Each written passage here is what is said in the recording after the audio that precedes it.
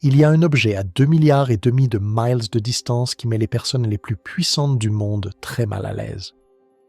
3i. Atlas ne se comporte pas comme une comète. Il se comporte comme quelque chose de délibéré. Les données du Hubble du 14 janvier ont révélé des motifs géométriques, des angles parfaits, une propulsion antisolaire, des structures qui se moquent des lois de la physique. Helen McCaw, ancienne analyste de la Banque d'Angleterre, qui a passé des années à prédire des effondrements financiers, vient de lancer son avertissement le plus étrange à ce jour. Préparez-vous à la confirmation d'une intelligence non humaine. Mars 2026. Rendez-vous avec Jupiter. Les institutions mondiales se positionnent déjà pour ce qui va suivre. Mais voici ce qui m'empêche de dormir la nuit. Personne ne se demande pourquoi cet objet ralentit. Restez avec nous, car à la fin, vous comprendrez pourquoi le silence pourrait être la réponse la plus terrifiante de toutes. Si ce mystère vous captive autant qu'il me captive, assurez-vous de mettre un like et de vous abonner pour ne manquer aucune mise à jour alors que de nouvelles données continuent d'arriver.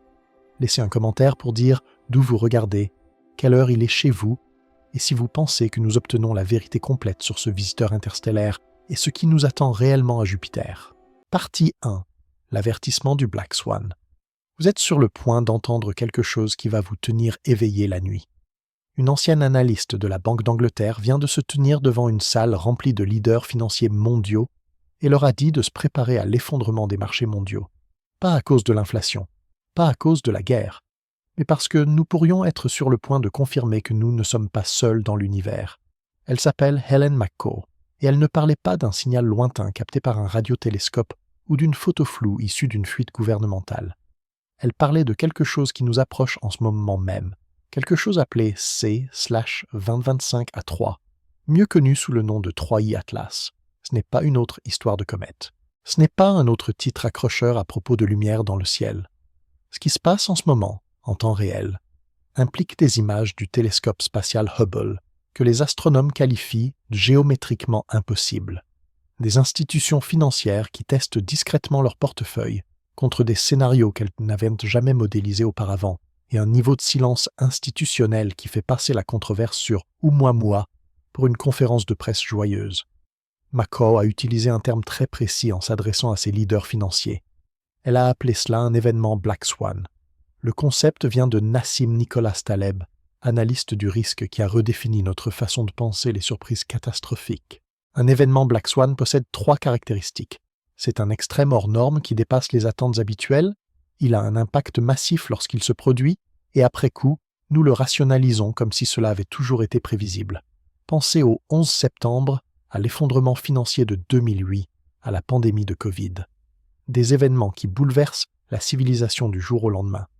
McCaw suggère que la confirmation d'une intelligence non humaine serait exactement ce type d'événement.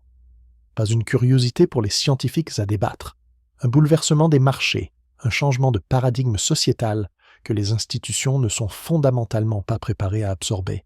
Alors, qu'a exactement dit McCaw ?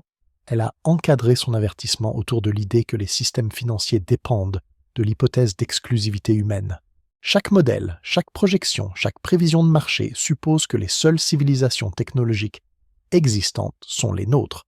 Si cette hypothèse se brise, a-t-elle soutenu tout, de la stabilité monétaire à l'évaluation des ressources en passant par la confiance existentielle des investisseurs, pourrait sombrer dans le chaos, et elle a lié cela directement à Atlas, pas à des possibilités abstraites d'extraterrestres quelque part dans la galaxie, mais à cet objet, en ce moment même, affichant des comportements qui défient de plus en plus l'explication conventionnelle. C'est là que cela devient intéressant. McCaw n'est ni une blogueuse marginale, ni une théoricienne du complot. Elle a travaillé dans l'évaluation des risques macroéconomiques, dans l'une des institutions financières les plus prestigieuses du monde. Son travail consistait à modéliser les menaces systémiques, celles qui ne se signalent qu'une fois qu'il est trop tard. Et elle déclare maintenant publiquement que la communauté financière mondiale devrait préparer des plans de contingence pour la possibilité qu'Atlas représente autre chose qu'une comète naturelle. Ce n'est pas le genre de langage que l'on entend de la part de personnes de sa profession, à moins qu'elles ne voient des signaux qui les préoccupent réellement. La tension est palpable. Les astronomes traditionnels décrivent encore Atlas de manière technique et prudente. Ils parlent de taux de dégazage, de production de poussière, de signature spectrale. Le langage est mesuré, professionnel, scientifique. Mais le cadrage de McCraw est tout autre. Elle parle de choc civilisationnel, de panique sur les marchés, du genre d'annonce qui ferait remettre en question chaque hypothèse sur laquelle les gens ont bâti leur vie. Et ce décalage entre le langage mesuré de la communauté scientifique et son avertissement brutal mérite à lui seul qu'on y prête attention. Pourquoi quelqu'un de son profil risquerait-il sa réputation en reliant un objet céleste à un effondrement financier mondial? Une partie de la réponse réside dans ce qui a été observé au cours des dernières semaines. Les nouvelles données du Hubble, publiées le 14 janvier, montrent des caractéristiques que même les spécialistes des comètes peinent à expliquer. Nous allons entrer dans ces détails, et ils sont vraiment étranges. Mais au-delà des observations brutes, un schéma plus large émerge. Les institutions qui ignorent normalement les curiosités astronomiques y prêtent soudain une attention très particulière. Les entreprises de défense effectueraient des simulations. Les agences de renseignement émettent ce qu'on appelle une réponse glomar, une forme de non-négation généralement réservée aux opérations classifiées, pas au corps céleste. Et maintenant, les analystes financiers modélisent des scénarios d'impact sociétal liés à des événements de confirmation. Les mystères à venir sont multiples. Il y a la contre-queue, un jet de matière qui semble se diriger directement vers le Soleil, ce qui ne devrait pas se produire selon les lois de base des comètes. Il y a la structure symétrique du jet, 3 panaches espacés exactement de 120 degrés, une géométrie qui ressemble plus à un système d'échappement conçu qu'à un processus naturel chaotique. Il y a l'alignement du 22 janvier, lorsque Atlas sera positionné dans une configuration rare avec la Terre et le Soleil, amplifiant les opportunités d'observation et soulevant de nouvelles questions sur ce que nous voyons réellement. Et sous tout cela, il y a la réaction institutionnelle, la façon dont les gouvernements et les systèmes financiers se comportent, comme s'ils se préparaient à quelque chose qu'ils ne sont pas prêts à nommer publiquement. Voici donc la question centrale, celle qui guidera tout ce que nous allons explorer. 3i. Atlas est-il simplement une comète étrange avec des propriétés inhabituelles que nous finirons par expliquer par des processus naturels? Ou est-ce quelque chose qui devrait véritablement effrayer les marchés mondiaux, parce qu'il représente la première preuve confirmée qu'une intelligence technologique existe en dehors de la Terre? La réponse importe non seulement pour la science, mais pour tout, pour notre compréhension de notre place dans le cosmos, pour la manière dont les systèmes financiers évaluent le risque, pour la façon dont les sociétés s'organisent autour d'hypothèses partagées sur la réalité. Cette vidéo va vous guider à travers les données, les anomalies, les spéculations et le contexte cosmique qui rend ce moment si inédit. Nous nous baserons sur des faits, en citant des observations vérifiées par la NASA, l'Agence spatiale européenne, des études évaluées par des pairs et des images directes de télescopes. Mais nous n'hésiterons pas non plus à explorer le terrain du « et si », car c'est exactement là que se déroule la conversation actuellement, parmi ceux qui sont payés pour réfléchir à l'impensable. Nous examinerons des graphiques de modélisation de la volatilité financière liée au changement de paradigme, des images haute résolution dramatiques d'Atlas qui continuent de défier toute explication facile, et des extraits de nouvelles d'avertissement qui ressemblent de moins en moins à de la science-fiction. À la fin, vous verrez pourquoi tout le monde, des astronomes professionnels aux journalistes de tabloïds, ne peut s'empêcher de parler d'Atlas. Vous comprendrez pourquoi le silence de certaines institutions est aussi révélateur que tout ce qui est dit publiquement, et vous aurez les outils pour décider par vous-même si l'avertissement Black Swan de Helen McCaw est une spéculation alarmiste ou la réponse la plus rationnelle à ce qui se déroule réellement dans notre système solaire en ce moment. Parce que les données sont réelles, les observations sont vérifiées, et les réactions des personnes qui comprennent le risque systémique nous disent qu'Atlas nous force à affronter des questions pour lesquelles nous pensions avoir plus de temps pour nous préparer. Alors commençons par ce que nous pouvons réellement voir. Commençons par les images qui font hésiter les scientifiques en pleine phrase et chercher des explications qui ne correspondent pas tout à fait. Partie 2. Ce que révèlent les nouvelles images de Hubble, 14 janvier. Le télescope spatial Hubble a publié de nouvelles images le 14 janvier 2025, et elles sont véritablement inquiétantes. Pas comme dans un film catastrophe hollywoodien, mais dans le sens de « la physique ne fonctionne pas comme nous le pensions ». Ces images montrent 3i Atlas présentant des caractéristiques suffisamment rares individuellement, mais qui, ensemble, forment un motif qui pousse même les astronomes sceptiques à y jeter un second regard. La caractéristique la plus remarquable est ce qu'on appelle une contre-queue, et si vous comprenez pourquoi c'est étrange, vous comprendrez pourquoi cet objet domine actuellement les conversations scientifiques. Les queues de comètes fonctionnent normalement de manière très prévisible. Le Soleil chauffe le noyau glacé d'une comète, provoquant la vaporisation de la matière qui s'écoule à l'opposé du Soleil. Le vent solaire et la pression de radiation poussent cette matière vers l'extérieur, créant la queue classique qui pointe toujours loin du Soleil, quelle que soit la direction dans laquelle la comète se déplace. C'est la physique de base du système solaire, le genre de phénomène observé et confirmé des milliers de fois au cours des siècles d'astronomie. Les contre-queues, en revanche, semblent pointer vers le Soleil. Elles ne défient pas réellement la physique. Ce sont généralement des illusions d'optique causées par des angles de vue spécifiques ou des particules de poussière alignées dans le plan orbital de la comète captent la lumière du Soleil de manière à sembler s'étendre vers le Soleil. Elles sont rares, mais elles existent. Mais la contre-queue d'Atlas ne correspond pas tout à fait à cette explication. Elle ne se contente pas de sembler pointer vers le Soleil depuis notre point de vue sur Terre. Elle expulse activement de la matière en direction du Soleil avec une persistance et une intensité que les observateurs qualifient d'inédites. Plusieurs séances d'imagerie sur plusieurs jours montrent que cette caractéristique maintient son orientation et sa force, ce qui ne devrait pas se produire si ce n'était qu'un effet de perspective dû à l'alignement de la poussière. La matière semble être projetée vers le Soleil avec force, comme si quelque chose la poussait activement dans cette direction, à l'encontre de la pression solaire qui tend à l'éloigner. La deuxième caractéristique majeure des images du 14 janvier est encore plus étrange. Il y a 3 mini-jets distincts émanant du noyau d'Atlas, espacés presque exactement de 120 degrés. Une symétrie rotationnelle parfaite. En ingénierie, lorsque l'on voit 3 sorties d'échappement espacées de 120 degrés, c'est parce que quelqu'un les a conçues ainsi pour un équilibrage de la poussée ou une distribution efficace de la matière expulsée. Dans la nature, on observe parfois des motifs symétriques, mais ils résultent généralement de structures cristallines sous-jacentes, d'oscillations régulières ou de dynamiques rotationnelles créant des motifs répétitifs. Pour une comète, qui est essentiellement une boule de neige sale tournoyant dans l'espace, ce type de géométrie précise est extraordinaire.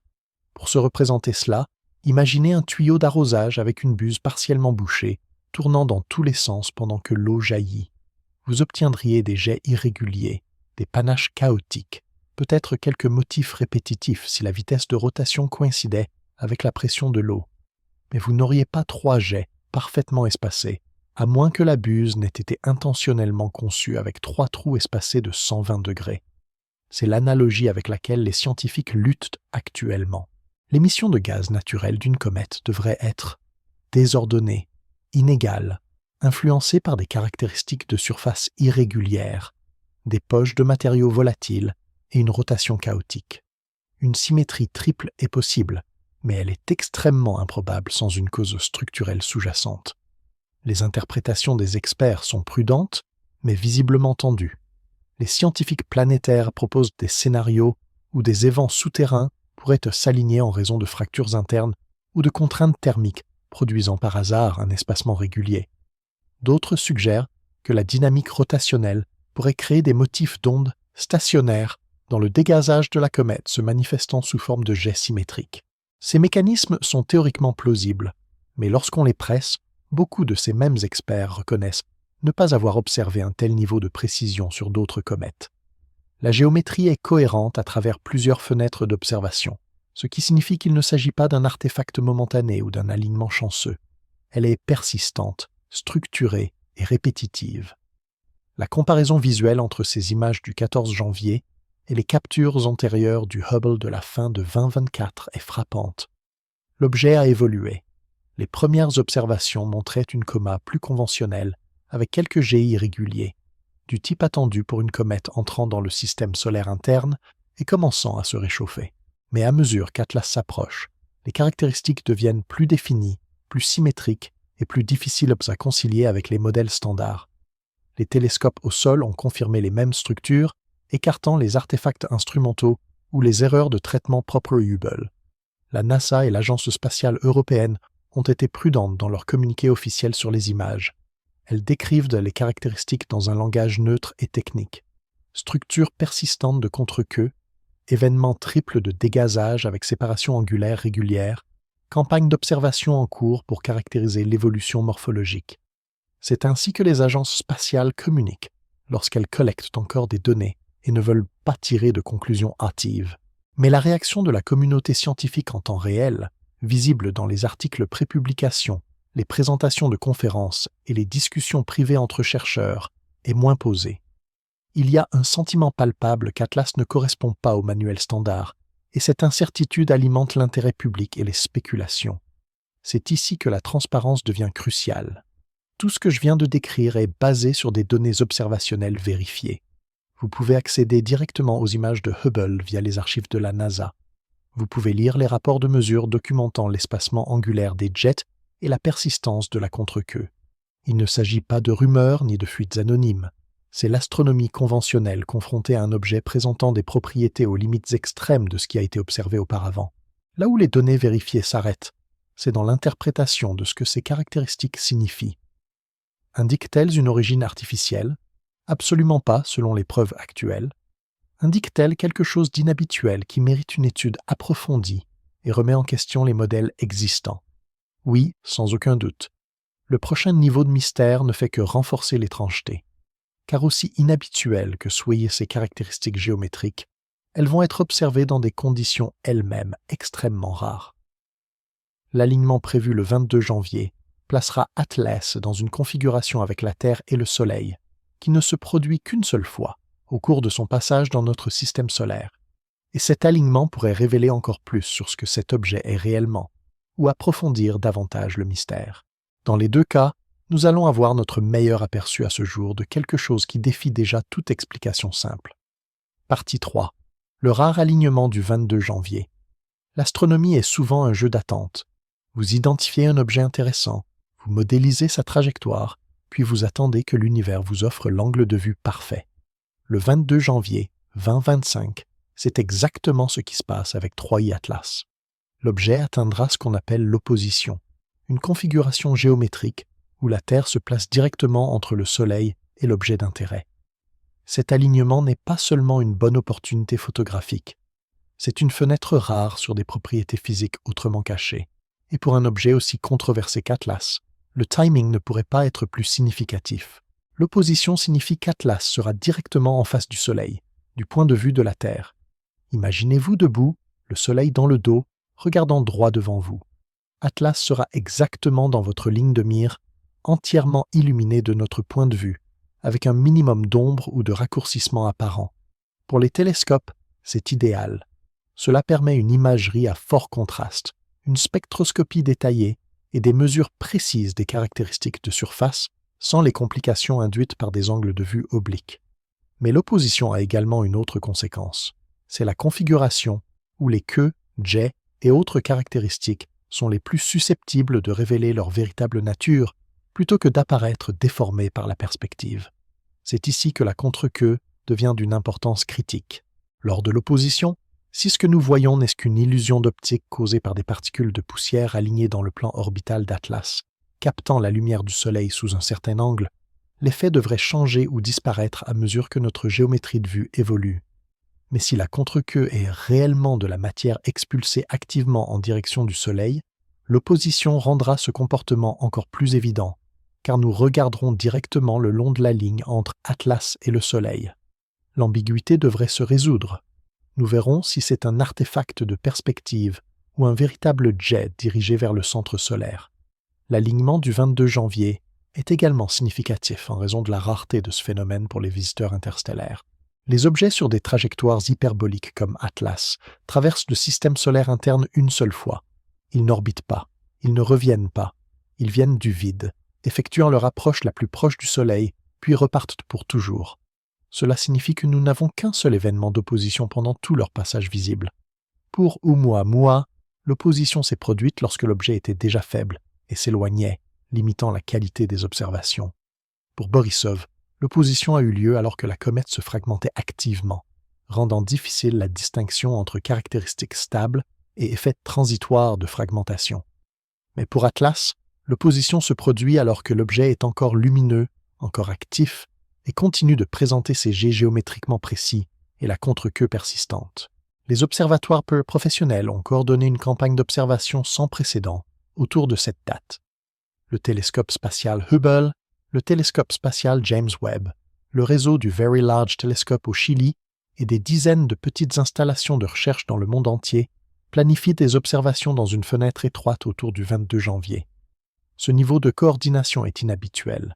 Il signale que la communauté scientifique reconnaît ce moment comme crucial pour collecter des données qui pourraient trancher ou approfondir le débat sur ce qu'Atlas est réellement. Si vous suivez le discours parmi les scientifiques planétaires, vous pouvez sentir l'anticipation croissante. Des articles sont rédigés avec des sections provisoires en attente des données d'opposition. Des présentations de conférences sont planifiées pour la fin janvier et le début février, spécifiquement pour discuter des résultats de cette fenêtre d'observation. Mais voici la complication. L'opposition peut également amplifier certains artefacts visuels. Lorsque vous regardez un petit objet lointain directement rétroéclairé par le Soleil, certaines caractéristiques peuvent sembler exagérées. La diffusion de la poussière peut créer des halos. Les jets peuvent sembler plus brillants ou plus collimatés qu'ils ne le sont réellement. L'effet d'opposition, tel qu'on le connaît en sciences planétaires, peut rendre les surfaces temporairement plus lumineuses, car les ombres sont minimisées. Il est donc possible que certaines des caractéristiques qui paraissent si étranges sur les images actuelles de Hubble deviennent encore plus prononcées le 22 janvier. Non pas parce qu'elles changent réellement, mais parce que la géométrie de vue optimise leur visibilité. Cela fonctionne dans les deux sens. Nous verrons plus de détails, mais nous devons également être prudents pour ne pas surinterpréter des améliorations dues uniquement aux conditions d'éclairage. Les statistiques autour de cet alignement méritent d'être comprises. Pour un astéroïde proche de la Terre ou une comète périodique typique, l'opposition se produit régulièrement, peut-être tous les quelques années selon l'orbite. Mais pour un intrus interstellaire sur une trajectoire hyperbolique, l'opposition n'a lieu qu'une seule fois, il n'y a pas de seconde chance. La probabilité qu'Atlas atteigne l'opposition alors qu'il est encore suffisamment lumineux pour une étude détaillée et qu'il présente ses caractéristiques les plus inhabituelles est, statistiquement parlant, une coïncidence chanceuse. Ou, selon votre cadre d'interprétation, une coïncidence suspectement pratique. C'est ici que la frontière entre science et spéculation devient poreuse. Si vous croyez qu'Atlas est une comète naturelle avec des propriétés inhabituelles, le timing est chanceux mais banal. Si vous envisagez la possibilité qu'Atlas soit autre chose, le timing commence à paraître moins fortuit et plus comme quelque chose conçu pour maximiser l'observabilité. Les astronomes amateurs au sol se préparent également pour le 22 janvier. Contrairement aux observatoires professionnels qui nécessitent des mois de planification, les réseaux amateurs peuvent réagir rapidement à des cibles opportunes. Les forums en ligne et les communautés d'astronomie ont organisé des soirées d'observation virtuelles, où des dizaines de télescopes dans différents fuseaux horaires coordonneront des séances d'imagerie et partageront les données en temps réel. Cette démocratisation de l'observation signifie que l'establishment scientifique n'a plus le monopole de la collecte de données. Si quelque chose d'inattendu se produit lors de l'opposition, Internet le saura presque immédiatement, avant que les communiqués officiels ou les articles évalués par des pairs ne puissent rattraper le rythme. La dimension psychologique de cet alignement ne doit pas être sous-estimée. Les gens sont prêts à s'attendre à une révélation. Les réseaux sociaux sont remplis de comptes à rebours. Les spéculations sont omniprésentes. Et cela crée une pression sur les scientifiques et les observateurs pour trouver quelque chose de définitif. Cela crée également un terrain fertile pour les interprétations erronées, où le comportement normal d'une comète pourrait être amplifié comme anomalie, simplement parce que tout le monde cherche des anomalies. C'est le défi d'étudier quelque chose comme Atlas, à l'ère de la communication instantanée et du contenu viral. La science doit avancer prudemment, mais la conversation publique évolue à la vitesse d'un hashtag tendance. Ainsi, à l'approche du 22 janvier, la question se cristallise. L'alignement d'opposition nous donnera-t-il enfin une clarté sur le fait qu'Atlas soit une comète ou quelque chose de plus étrange? Ou introduira-t-il de nouvelles ambiguïtés qui rendront le mystère encore plus insoluble? Comprendre ce que nous observons dépend non seulement de l'objet lui-même, mais aussi de la capacité des processus cométaires naturels à expliquer tout ce que nous voyons, et c'est le débat dans lequel nous devons plonger ensuite. Partie 4. Débat interstellaire versus comète naturelle. Commençons par poser les bases. Une comète naturelle est un vestige du système solaire primitif, un morceau de glace, de roche et de gaz congelé qui a passé des milliards d'années en stockage froid au-delà des planètes. Lorsqu'un de ces objets est poussé par des perturbations gravitationnelles et tombe dans le système solaire interne, la chaleur du Soleil fait sublimer les glaces, passant directement de l'état solide à l'état gazeux. Ce dégazage crée la coma, le nuage flou de gaz et de poussière entourant le noyau, et les queues, façonnées par le vent solaire et la pression de radiation. Des jets se forment lorsque des poches localisées de glace se vaporisent d'eau plus rapidement, créant des flux concentrés de matière. La rotation fait balayer ces jets dans l'espace comme un arroseur cosmique. C'est le comportement classique des comètes, observé et documenté sur des milliers d'objets au fil des siècles. 3i. Atlas correspond à une grande partie de cette description. Space.com, la NASA et l'Agence spatiale européenne le classent actuellement comme une comète d'origine interstellaire. La désignation 3i signifie troisième interstellaire, après Oumuamua et la comète Borisov. Sa trajectoire est hyperbolique, ce qui signifie qu'il se déplace trop vite pour être lié par la gravité du Soleil. Il est entré dans le système solaire depuis l'espace interstellaire et en repartira de la même manière. Les observations du Hubble, du télescope spatial James Webb et de SOHO ont confirmé une coma, des caractéristiques de queue, la production de poussière et le dégazage de volatiles. Tout cela est cohérent avec une comète. Les données spectroscopiques du télescope James Webb, publiées en décembre 2024, ont détecté le dioxyde de carbone comme principale espèce volatile dans la coma d'Atlas. Le rapport dioxyde de carbone, vapeur d'eau, est inhabituellement élevé par rapport à la plupart des comètes du système solaire, mais ce n'est pas inédit. Certaines comètes des régions extérieures du nuage de Oort montrent également des niveaux élevés de dioxyde de carbone, probablement parce que la glace d'eau se sublime préférentiellement à des températures plus chaudes, tandis que le dioxyde de carbone reste gelé jusqu'à ce que la comète se rapproche du Soleil. Les résultats de JWST s'inscrivent dans la gamme étendue de la chimie cométaire naturelle. Inhabituelle, oui. Impossible, non. Les observations de Hubble ont documenté des grains de poussière dans la coma, avec des tailles et des compositions compatibles avec des minéraux silicatés mélangés à des composés organiques. Le Very Large Telescope au Chili a mesuré la polarisation de la lumière réfléchie par Atlas, trouvant qu'elle correspond aux signatures de polarisation d'autres comètes, bien qu'à l'extrémité des valeurs observées.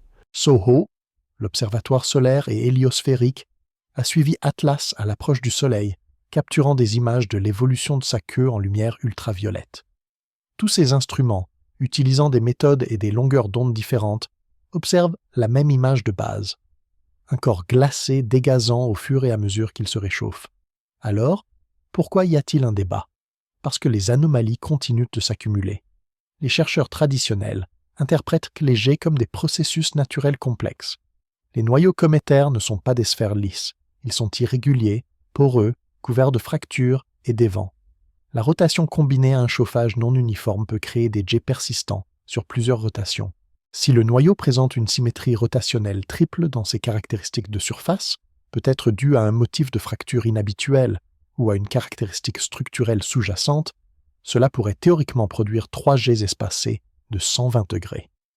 C'est une hypothèse audacieuse, mais pas physiquement impossible. La contre-queue est plus difficile à expliquer, mais pas sans précédent. Certains chercheurs ont proposé que l'orbite et la rotation d'Atlas pourraient y créer des conditions où la matière éjectée forme un disque dans le plan orbital de la comète. Vu depuis la Terre sous certains angles, ce disque pourrait capter la lumière solaire de manière à apparaître comme une queue pointant vers le Soleil. Cette explication nécessite une combinaison spécifique de géométrie de vue, de distribution de taille des grains de poussière et de dynamique orbitale, mais elle ne viole aucune loi physique connue. C'est juste un cas extrême d'un phénomène rare. La prédominance du dioxyde de carbone attire également l'attention. Les données de JWST ont montré un rapport dioxyde de carbone O significativement plus élevé que celui des comètes typiques. Certains scientifiques ont suggéré que cela pourrait indiquer qu'Atlas s'est formé dans un environnement extrêmement froid, peut-être dans un autre système stellaire où l'eau restait profondément gelée tandis que le dioxyde de carbone se trouvait plus près de la surface. L'espace interstellaire est plus froid que le système solaire externe, donc un objet formé autour d'une autre étoile et éjecté ensuite dans le vide pourrait effectivement avoir un profil chimique différent de celui des objets formés dans notre système solaire. Encore une fois, inhabituel, mais dans les limites des processus naturels. Le modèle de comète naturelle reste la référence car c'est l'explication la plus simple, qui n'exige pas d'introduire de nouvelles lois physiques ou d'invoquer des hypothèses extraordinaires. C'est le rasoir d'Occam en action. Si vous pouvez expliquer toutes les observations par des processus connus, même si certains nécessitent des combinaisons improbables de facteurs, cela est préférable à tirer des conclusions qui bouleverseraient notre compréhension de ce qui est possible. La science fonctionne de manière conservatrice par conception, exigeant des preuves extraordinaires pour des affirmations extraordinaires. Mais certaines voix dissidentes se font entendre, et elles ne viennent pas des marges. Avi Loeb, ancien président du département d'astronomie de Harvard, s'est exprimé sur la nécessité de considérer sérieusement des explications technologiques pour des objets interstellaires anormaux. Il ne prétend pas qu'Atlas est définitivement artificiel, mais il soutient que la communauté scientifique a un biais contre le simple fait d'envisager cette possibilité. Sa position est que nous devrions examiner toutes les hypothèses proportionnellement aux preuves et ne pas écarter des catégories d'explications pour des raisons philosophiques. Lorsqu'un objet présente plusieurs caractéristiques qui sont chacune individuellement rares et collectivement sans précédent, écarter des origines non naturelles sans enquête est, selon lui, non scientifique. D'autres chercheurs ont souligné que l'accumulation d'anomalies constitue un signal à prendre au sérieux. La contre-queue, la symétrie des jets, la précision de la trajectoire que nous allons discuter, les réactions institutionnelles et le calendrier des événements ont chacun des explications naturelles qui nécessitent un certain degré de chance ou de circonstances inhabituelles. Mais lorsqu'on les cumule tous, certains scientifiques commencent à se demander si nous invoquons trop de coïncidences pour maintenir l'hypothèse de la comète naturelle. C'est une question légitime, même si la réponse pourrait encore être « oui, les processus naturels peuvent être aussi étranges ». Le défi est que prouver qu'un objet est artificiel est beaucoup plus difficile que de prouver qu'il est naturel. Les explications naturelles peuvent être testées à l'aide de modèles et comparées à d'autres objets observés. Les explications artificielles nécessitent de spéculer sur les intentions, les capacités et les méthodes d'une civilisation technologique hypothétique, ce qui est par nature un exercice d'imagination seulement vaguement contraint par la physique. On peut toujours construire une explication naturelle si l'on accepte d'invoquer des circonstances suffisamment rares, et on peut toujours construire une explication artificielle si l'on accepte de spéculer sur une ingénierie suffisamment avancée. La question est de savoir quelle approche est la plus intellectuellement honnête compte tenu des données dont nous disposons réellement. À l'heure actuelle, le consensus scientifique dominant considère que 3I Atlas est une comète interstellaire naturelle, présentant des propriétés inhabituelles mais explicables. Ce consensus pourrait évoluer si de nouvelles données apparaissent et ne peuvent être conciliées avec la physique cométaire connue. Mais la charge de la preuve est élevée, et à juste titre. Ce qui rend ce moment si tendu, c'est que nous sommes dans la fenêtre d'observation où ces nouvelles données pourraient arriver. L'opposition du 22 janvier, le passage rapproché prévu près de Jupiter et les campagnes spectroscopiques en cours sont autant d'opportunités pour que les anomalies se résolvent dans des explications banales ou se creusent en quelque chose qui exige de repenser nos hypothèses. Et pendant que cela se produit, le monde observe plus attentivement que jamais auparavant. Partie 5. Suivi en direct des réactions de la communauté. Quelque chose d'inhabituel se passe dans la communauté astronomique mondiale, et cela ne concerne pas uniquement la science. 3I. Atlas est devenu l'un des événements célestes les plus observés de l'histoire moderne, non seulement par les observatoires professionnels, mais aussi par des amateurs, des passionnés et des personnes n'ayant jamais regardé à travers un télescope auparavant. Le Virtual Telescope Project, dirigé par l'astrophysicien Gianluca Massi, organise des diffusions en direct montrant Atlas en temps réel, alors qu'il se déplace dans le ciel nocturne.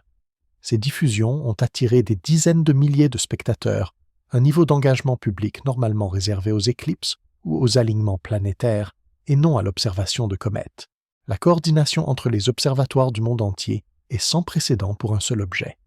Normalement, le temps de télescope est attribué des mois à l'avance sur la base de propositions évaluées par les pairs, et la concurrence est féroce.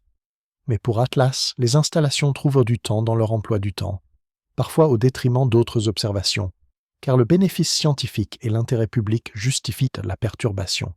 Le télescope spatial Hubble, qui fonctionne selon une rotation strictement planifiée, a photographié Atlas plusieurs fois au cours des dernières semaines. JWST a consacré des blocs d'observation à la spectroscopie. Les installations terrestres au Chili, à Hawaï et aux îles Canaries contribuent toutes aux données. Ce niveau de coordination indique que les chercheurs reconnaissent Atlas comme une opportunité générationnelle. Les astronomes amateurs jouent également un rôle significatif. Avec des caméras CCD modernes et des systèmes de suivi automatisés, les passionnés équipés dans leur jardin peuvent capturer des images qui auraient nécessité du matériel professionnel il y a seulement 20 ans. Les communautés en ligne sur Reddit, les forums d'astronomie et Twitter partagent des images, comparent les observations et analysent collectivement les données. Certaines de ces captures amateurs révèlent des détails qui complètent les observations professionnelles, comblant les lacunes lorsque les grands télescopes ne sont pas disponibles ou lorsque les conditions météorologiques favorisent certains emplacements géographiques. Cette démocratisation des données est à la fois une force et une complication. Plus d'yeux signifie plus de chances de remarquer quelque chose d'inhabituel, mais aussi plus d'opportunités pour les mauvaises interprétations et l'emballement médiatique. Le contraste entre les communiqués scientifiques officiels et les spéculations sur Internet était frappant. La NASA et l'Agence spatiale européenne publient des déclarations soigneusement formulées, soulignant qu'Atlas est une comète interstellaire faisant l'objet d'études actives. Leur langage est mesuré, évitant le sensationnalisme et se concentrant sur ce qui peut être vérifié. Mais en ligne, le récit est beaucoup plus dramatique. Des chaînes YouTube le qualifient de l'objet le plus important de l'histoire humaine. Des feeds Twitter spéculent sur une technologie de sonde et des trajectoires intentionnelles. Des vidéos TikTok totalisant des millions de vues affirment que les gouvernements cachent des preuves d'intelligence non humaine. L'écart entre ces deux récits est là où se concentre une grande partie de la tension culturelle autour d'Atlas. Les théories de fans ont proliféré. Certaines personnes croient qu'Atlas est un vaisseau spatial abandonné d'une civilisation ancienne. D'autres pensent qu'il s'agit d'une sonde fonctionnelle effectuant une exploration du système solaire. Certaines théories suggèrent qu'il s'agit d'une comète naturelle, accompagnée d'un objet artificiel trop petit pour être détecté directement. Il y a des affirmations, entièrement non vérifiées, selon lesquelles des capteurs militaires classifiés auraient détecté des émissions radio ou des signatures thermiques non divulguées publiquement. Et il existe des idées plus mesurées mais toujours spéculatives, comme la possibilité qu'Atlas soit un objet naturel représentant une classe rare de comètes interstellaires que nous n'avons jamais rencontrées auparavant. La culture des mèmes a adopté Atlas de manière à la fois irrévérencieuse et étrangement révélatrice d'une curiosité réelle. Des blagues sur des icebergs extraterrestres et le nouvel ami de Jupiter circulent aux côtés de discussions plus sérieuses sur les implications d'événements de confirmation. Il existe une fracture générationnelle dans la manière dont les gens s'engagent avec le mystère. Les jeunes, élevés à la science-fiction et habitués au cycle rapide d'information, semblent plus à l'aise avec les spéculations.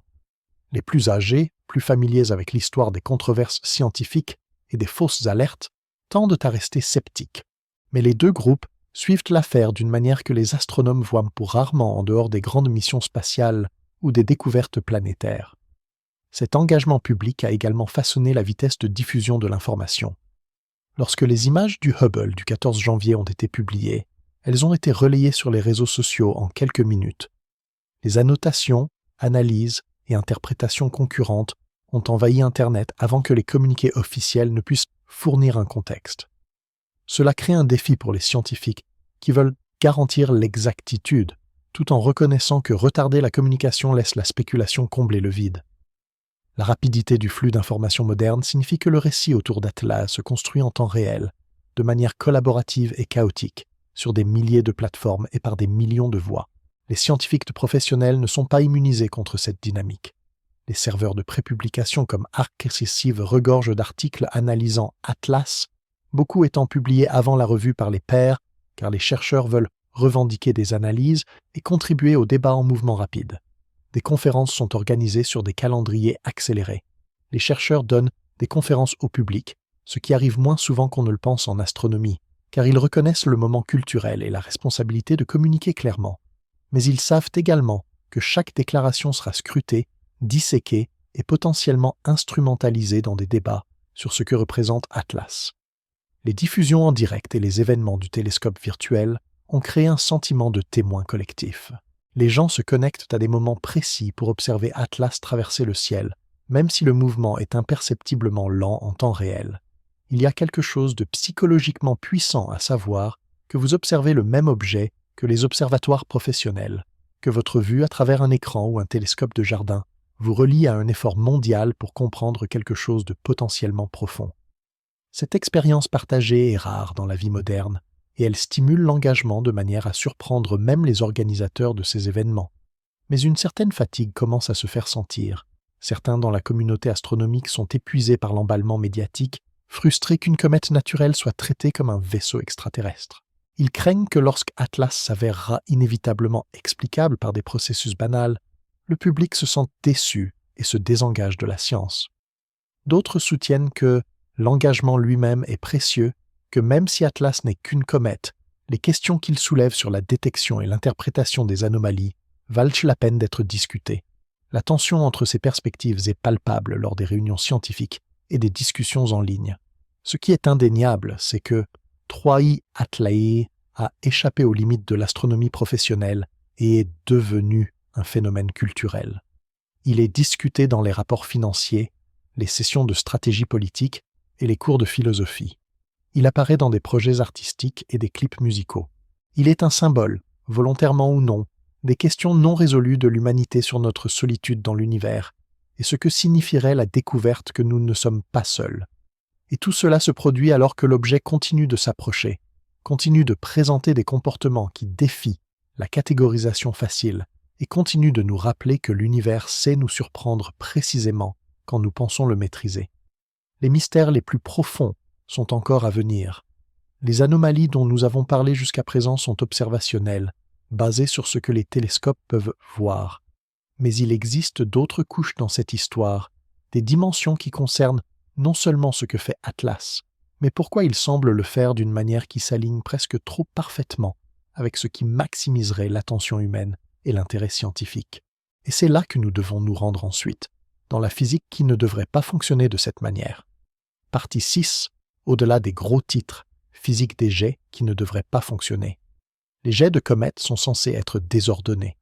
Ils sont censés s'éventer, se disperser et se courber sous l'influence de la pression de radiation solaire et de la rotation de la comète. Lorsque le gaz et la poussière jaillissent d'un évent souterrain, il n'existe aucun mécanisme pour les collimater, aucun nozzle invisible forçant le matériau à former un faisceau étroit.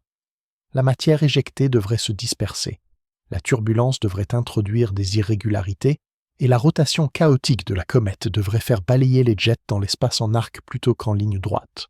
C'est ce que prédit la physique, et c'est ce que nous observons pour toutes les autres comètes étudiées en détail. Sauf, de plus en plus, 3i Atlas. Les jets émanant d'Atlas sont exceptionnellement droits. Plusieurs sessions d'observation avec différents télescopes à différents moments montrent toute la même chose. Des flux étroits et collimatés de matière qui conservent leur structure sur des milliers de kilomètres. Ce n'est pas ce à quoi on s'attend d'un processus de dégazage passif. Lorsque la comète Hale-Bopp a été étudiée à la fin des années 1990, ces jets présentaient une dispersion et une courbure évidentes causées par la rotation et le vent solaire. Lorsque la comète Churyumov-Gerasimenko a été photographiée de près par la sonde Rosetta, ces jets étaient chaotiques, irréguliers et constamment changeants à mesure que différentes régions de surface chauffaient et refroidissaient. Les jets d'Atlae ressemblent davantage à des panaches d'échappement provenant d'un système contrôlé qu'à des éruptions de vapeur naturelle. La symétrie constitue le deuxième problème, 120 degrés. 3 jets, espacés uniformément, persistant sur plusieurs rotations. Si Atlas tournait de manière chaotique, on ne verrait pas cette régularité. Si la surface était hétérogène avec des poches aléatoires de volatiles, on s'attendrait à ce que les jets apparaissent et disparaissent au fur et à mesure que différentes régions sont exposées au Soleil. Mais le motif à 3 branches est stable, il se répète. Et cette répétitivité est ce qui met les physiciens mal à l'aise. Les processus naturels peuvent produire des motifs, mais une précision géométrique soutenue nécessite généralement une cause structurelle sous-jacente qui impose la symétrie. Un mécanisme proposé est qu'Atlas possède une structure interne inhabituelle, peut-être des fractures ou des vides, disposés en motifs triangulaires en raison de la formation de l'objet. Si le noyau présente 3 points faibles majeurs espacés uniformément, les contraintes thermiques pourraient provoquer un dégazage préférentiel à ces endroits. C'est plausible, mais cela nécessite que l'histoire de formation de l'objet ait produit une géométrie interne très spécifique. Et cela n'explique pas complètement pourquoi les jets sont si droits, ni pourquoi ils maintiennent leur intensité dans le temps, plutôt que de varier avec la rotation de la comète et sa distance héliocentrique. Une autre explication implique la dynamique de rotation. Si Atlas tourne à la bonne vitesse, les forces centrifuges pourraient reconcentrer le dégazage à l'équateur en 3 points alignés selon les contraintes rotationnelles. C'est théoriquement possible, mais cela exige que la période de rotation, les propriétés thermiques de la surface et la distribution des glaces volatiles s'alignent d'une manière statistiquement improbable. Ce n'est pas impossible, mais c'est comme passer une aiguille dans un trou très précis. Et lorsqu'il faut passer plusieurs aiguilles simultanément pour expliquer une observation, on commence à se demander s'il n'existe pas d'une explication plus simple que l'on aurait manqué. Le vent solaire devrait plier ses jets. La pression de radiation du Soleil agit sur le gaz et la poussière, créant la queue courbée classique qui définit visuellement les comètes. Mais les jets d'Atlas semblent résistants à cette déviation, du moins sur les périodes que nous avons observées. Ils s'étendent depuis le noyau et conservent leur direction plus longtemps que ce que prévoient tôt les modèles. Certains chercheurs ont suggéré que la matière éjectée est plus dense que la poussière cométaire typique, ce qui la rend moins sensible à la pression du vent solaire. Mais l'analyse spectroscopique n'a trouvé aucune preuve de particules exceptionnellement grandes ou lourdes. La matière ressemble à de la poussière cométaire normale, ce qui rend la résistance à la déviation encore plus troublante. C'est ici que les analogies deviennent utiles. Imaginez que vous essayez de pulvériser de l'eau avec un tuyau d'arrosage en rotation alors qu'un vent fort souffle. L'eau se courberait immédiatement, emportée par le vent en arc et se dispersant rapidement. Maintenant, imaginez que l'eau sort sous forme de 3 jets parfaitement droits qui ignorent le vent et conservent leur structure sur plusieurs mètres. Ce n'est pas ainsi que fonctionnent les tuyaux d'arrosage. Ce n'est pas ainsi que fonctionne la dynamique des fluides, sans un mécanisme de focalisation ou de protection. Et c'est là le problème avec Atlas. Les jets semblent obéir à des règles qui ne correspondent pas à l'environnement dans lequel ils se trouvent. Pourrait-il exister des mécanismes naturels que nous n'avons pas envisagés? Absolument. Des champs magnétiques générés par le gaz ionisé dans la coma pourraient théoriquement canaliser le dégazage le long des lignes de champ, créant des jets collimatés. Mais les comètes ne génèrent généralement pas de champs magnétiques puissants, et les mesures de la coma d'Atlas n'ont détecté aucune activité magnétique du type requis. Les effets de plasma causés par l'interaction avec le vent solaire pourraient également créer des comportements de focalisation, mais encore une fois, il n'y a aucune preuve directe des conditions plasmatiques nécessaires. Ces mécanismes existent en théorie, mais les appliquer à Atlas nécessitent d'invoquer des conditions non observées. La persistance de l'antiqueux constitue un autre élément du puzzle. Les antiqueux sont censés être transitoires, visibles uniquement lorsque la géométrie de vision aligne les particules de poussière d'une manière spécifique. Mais l'antiqueux d'Atlas a été visible lors de plusieurs sessions d'observation sur plusieurs semaines. Elle ne clignote pas au rythme de la rotation de la comète ou des changements de position de la Terre. Elle est là, constante et orientée vers le Soleil, comme si la matière y était activement expulsée. Cela ne correspond pas à l'explication d'un simple alignement de poussière passive. Cela ressemble à une propulsion active. Les commentaires d'experts sur ces caractéristiques sont révélateurs lorsqu'on lit entre les lignes. Les articles décrivent les jets comme inhabituellement bien définis ou présentant une collimation atypique. Ce sont des formulations prudentes qui reconnaissent qu'il y a un problème sans s'engager dans une interprétation radicale. Lors des conférences, on entend l'hésitation dans la voix des chercheurs lorsqu'ils présentent des modèles qui ne correspondent pas exactement aux données. Ils proposeront des mécanismes, montreront les calculs, puis noteront discrètement que la dispersion prédite des jets est plus importante que celle observée ou que la symétrie est inattendue pour un dégazage stochastique. C'est l'équivalent scientifique de dire « cela ne colle pas tout à fait, mais nous ne savons pas encore comment l'interpréter ». Les anomalies ne prouvent rien en elles-mêmes. Ce sont des points de données qui mettent au défi les modèles existants, mais ne les invalident pas définitivement. Les processus naturels peuvent être étranges. L'univers est plein de cas limites et d'exceptions statistiques. Mais c'est l'accumulation qui fait avancer la conversation.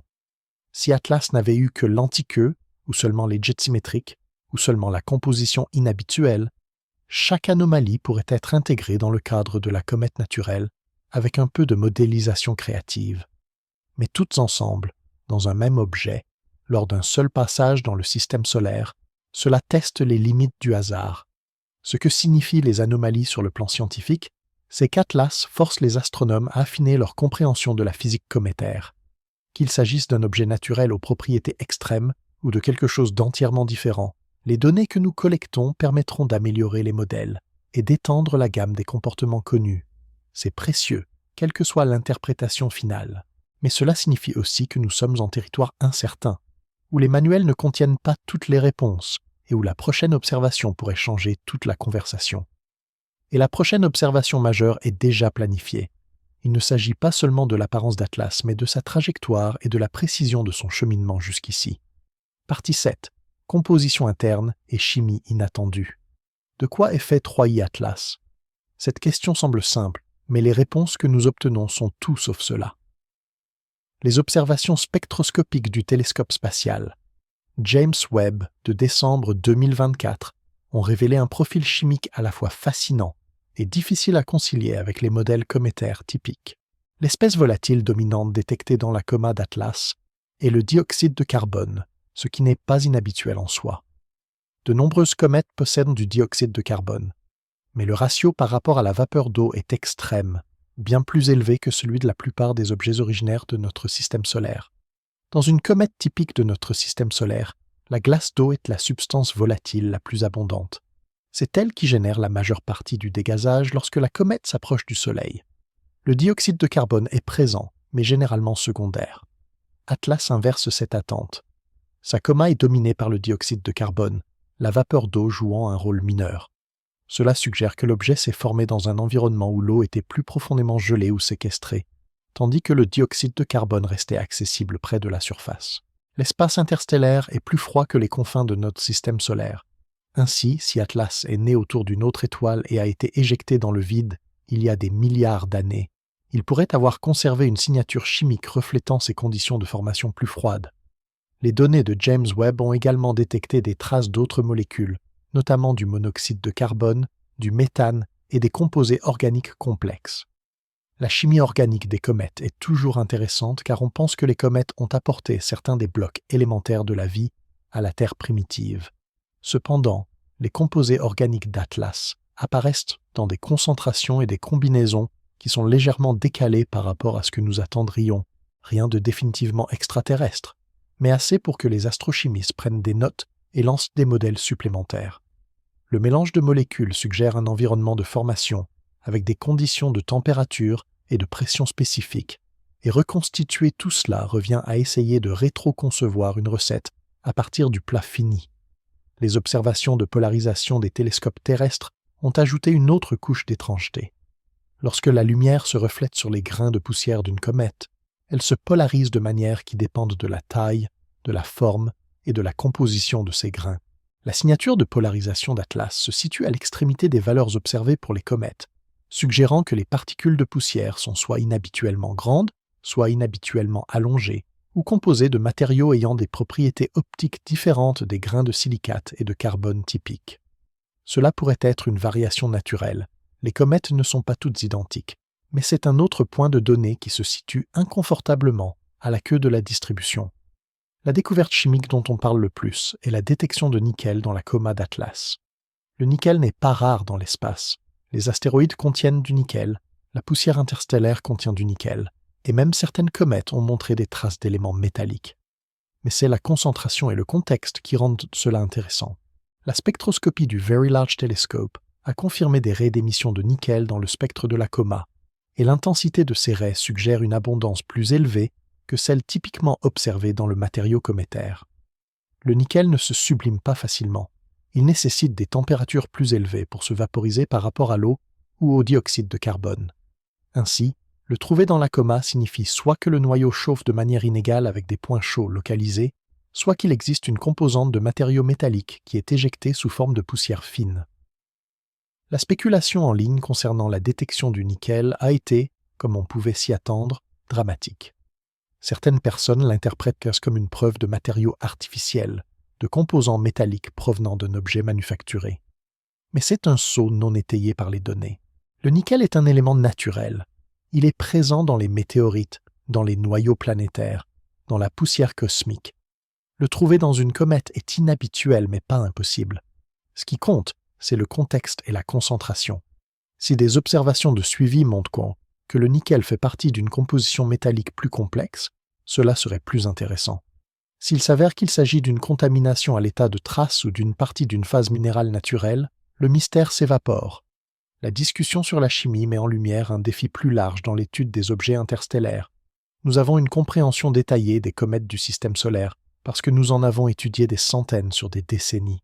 Nous connaissons les plages typiques pour les abondances chimiques, les propriétés des grains de poussière et les ratios de volatiles. Mais les comètes interstellaires représentent un échantillon de 3, Oumuamua, Borisov et Atlas. Nous n'avons pas encore assez de données pour savoir ce que signifie « typique » pour des objets formés autour d'autres étoiles. Atlas pourrait être une comète interstellaire parfaitement normale, et nous n'avons tout simplement pas l'ensemble de données de comparaison pour la reconnaître comme telle. Ou elle pourrait être une exception, même parmi les objets interstellaires. Nous ne le savons pas. Ce que nous savons, c'est que la chimie fournit des indices sur l'histoire d'Atlas. Le ratio élevé de dioxyde de carbone suggère un environnement de formation froid. Les composés organiques suggèrent une région riche en carbone et en d'autres éléments lourds. Le nickel laisse présager soit un traitement à haute température à un moment donné du passé de l'objet, soit une composante de matériaux réfractaires ayant survécu aux événements qui ont conduit à l'éjection d'Atlas de son système d'origine. Assembler ces indices est le travail des astrochimistes et des planétologues, et c'est en cours. Chaque nouvelle observation spectroscopique affine l'image, ajoutant des détails mais aussi, parfois, des contradictions. Il y a aussi la question de savoir si la composition est homogène ou si Atlas possède une structure en couches. Si la chimie de surface diffère de celle de l'intérieur, ce que nous voyons dans la coma pourrait ne pas représenter la composition globale. Les comètes sont connues pour avoir des croûtes de surface formées par le rayonnement solaire et le bombardement de rayons cosmiques pendant des millions d'années. Lorsqu'elles pénètrent dans le système solaire interne et commencent à dégazer, cette croûte peut se briser, exposant du matériau frais en dessous, avec des propriétés différentes. Atlas pourrait être au milieu de ce processus, ce qui expliquerait pourquoi sa signature chimique semble évoluer à mesure qu'elle se rapproche du Soleil. La chimie inattendue ne prouve pas qu'Atlas est artificiel, mais elle renforce l'idée qu'il ne s'agit pas d'un objet typique, même selon les normes des comètes interstellaires. Et lorsque vous combinez les anomalies chimiques avec les anomalies physiques dont nous avons déjà discuté, les jets géométriques, l'anti-queue, la trajectoire que nous allons explorer, vous commencez à comprendre pourquoi certains chercheurs sont prêts à envisager publiquement des hypothèses qui auraient été un suicide professionnel il y a seulement quelques années. Parce que les données s'accumulent d'une manière qui est individuellement explicable, mais collectivement troublante. Partie 8. Précision de la trajectoire et bizarrerie du rendez-vous avec Jupiter. 3i. Atlas est sur une trajectoire hyperbolique. Cette phrase est importante car elle définit la relation de l'objet avec le système solaire. Une orbite hyperbolique signifie que l'objet n'est pas lié par la gravité du Soleil. Il est venu d'ailleurs, il est de passage, et il repartira pour toujours. Les mathématiques de la dynamique orbitale sont précises, et une fois que l'on connaît la position et la vitesse d'un objet, on peut prédire son chemin avec une précision extraordinaire. Atlas est entré dans le système solaire depuis l'espace interstellaire, et il en sortira de l'autre côté avec un angle différent, pour ne jamais revenir. La trajectoire elle-même confirme son origine interstellaire. L'excentricité orbitale est supérieure à 1, la caractéristique définissant un chemin hyperbolique. C'est le même type d'orbite qu'ont suivi Oumuamua et la comète Borisov. Il ne fait aucun doute qu'Atlas vient de l'extérieur du système solaire. La question est de savoir si son chemin à travers le système solaire est aléatoire, façonné uniquement par les interactions gravitationnelles avec le Soleil et les planètes, ou s'il y a quelque chose de plus délibéré dans sa destination. Le 16 mars 2026, Atlas fera un passage rapproché de Jupiter. Rapproché, en termes astronomiques, signifie passer à quelques millions de kilomètres, bien à l'intérieur de la sphère d'influence gravitationnelle de Jupiter, connue sous le nom de sphère de Hill. C'est la région autour d'une planète où sa gravité domine celle du Soleil. Lorsque des objets traversent la sphère de Hill, leurs trajectoires sont modifiées. Jupiter a dévié d'innombrables comètes et astéroïdes au cours de l'histoire du système solaire. Certains sont capturés dans de nouvelles orbites, d'autres sont accélérés et éjectés, certains sont déchirés par les forces de marée. La rencontre avec Jupiter est un événement significatif pour Atlas, et c'est un événement que les astronomes se préparent à observer en détail. Mais c'est ici que les choses deviennent intéressantes d'un point de vue statistique. Le fait que la trajectoire d'Atlas le rapproche de Jupiter n'est pas particulièrement inhabituel en soi. Jupiter est massive et son influence gravitationnelle s'étend loin. De nombreux objets traversant le système solaire interne interagissent avec Jupiter. Ce qui soulève des interrogations, c'est la précision de l'approche et le moment choisi par rapport à d'autres événements d'observation. L'approche rapprochée a lieu seulement quelques mois après l'opposition du 22 janvier, et pendant une période où Atlas sera encore assez brillante pour une étude détaillée. C'est comme si la trajectoire était optimisée pour les opportunités d'observation humaine. Certains analystes ont souligné que le chemin d'Atlas semble s'aligner avec le plan du système solaire de plus près qu'on ne l'attendrait d'un intrus interstellaire aléatoire. Statistiquement, les objets arrivant de l'espace interstellaire devraient provenir de directions aléatoires. Certains seront alignés avec le plan planétaire, mais la plupart devraient arriver à des angles raides, car il n'y a aucune raison pour que leur trajectoire respecte la géométrie de notre système solaire. Le chemin d'Atlas n'est pas parfaitement aligné avec le plan planétaire, mais il est plus proche que ce que la base de référence aléatoire prédirait. Cela pourrait être une pure coïncidence. Ou cela pourrait suggérer que ce qui a éjecté Atlas de son système d'origine l'a fait de manière à cibler spécifiquement notre système solaire. La NASA aurait envisagé si des missions existantes pourraient être réorientées pour observer Atlas lors du survol de Jupiter. Le vaisseau spatial Juno est actuellement en orbite autour de Jupiter, étudiant la magnétosphère et la structure interne de la planète. Les instruments de Juno n'ont pas été conçus pour étudier les comètes, mais ils pourraient potentiellement capturer des données si Atlas passe assez près. Cela reste spéculatif, et les décisions opérationnelles concernant la redirection d'engins spatiaux sont complexes et coûteuses. Mais le fait que de telles conversations aient lieu signale que la communauté scientifique reconnaît la rencontre avec Jupiter comme une opportunité unique. La précision de la trajectoire est également pertinente pour la question plus large de l'intentionnalité. Si Atlas était une comète naturelle éjectée au hasard d'un autre système stellaire, on s'attendrait à ce que son chemin soit tout aussi aléatoire. Les assistances gravitationnelles des étoiles le long de son voyage pourraient modifier la trajectoire, mais ces assistances seraient incontrôlées, introduisant de l'aléa plutôt que de la précision. Pourtant, Atlas arrive dans notre système solaire sur une trajectoire qui la rapproche du Soleil, l'aligne avec la Terre pendant l'opposition, et la fait passer devant Jupiter à une distance scientifiquement intéressante, mais pas assez proche pour risquer sa destruction. Cela fait beaucoup de coïncidences. Les défenseurs de l'hypothèse naturelle soutiennent que nous souffrons d'un biais de sélection. Nous ne sommes capables de détecter et d'étudier que les objets interstellaires qui passent relativement près du Soleil et de la Terre. Les objets sur des trajectoires qui ne les amènent pas dans le système solaire interne nous restent invisibles. Ainsi, le fait qu'Atlas soit sur une trajectoire observable ne signifie pas que la trajectoire est spéciale. Cela signifie simplement que nous ne voyons que le sous-ensemble d'objets interstellaires qui se trouvent être observables. C'est un point valable, mais il ne répond pas entièrement aux multiples couches d'alignement que nous observons. Il y a aussi la question de ce qui se passe après la rencontre avec Jupiter. Les interactions gravitationnelles sont délicates. Selon la géométrie exacte du survol, Jupiter pourrait soit ralentir Atlas, modifiant potentiellement sa trajectoire de sortie, soit l'accélérer, l'envoyant hors du système solaire plus rapidement qu'elle n'y est entrée. Des simulations informatiques explorent actuellement ces scénarios, essayant de prédire à quoi ressemblera la trajectoire post-Jupiter. Si Atlas émerge de la rencontre sur un chemin encore plus inhabituel, ou si elle montre des signes de correction de trajectoire, cela serait significatif.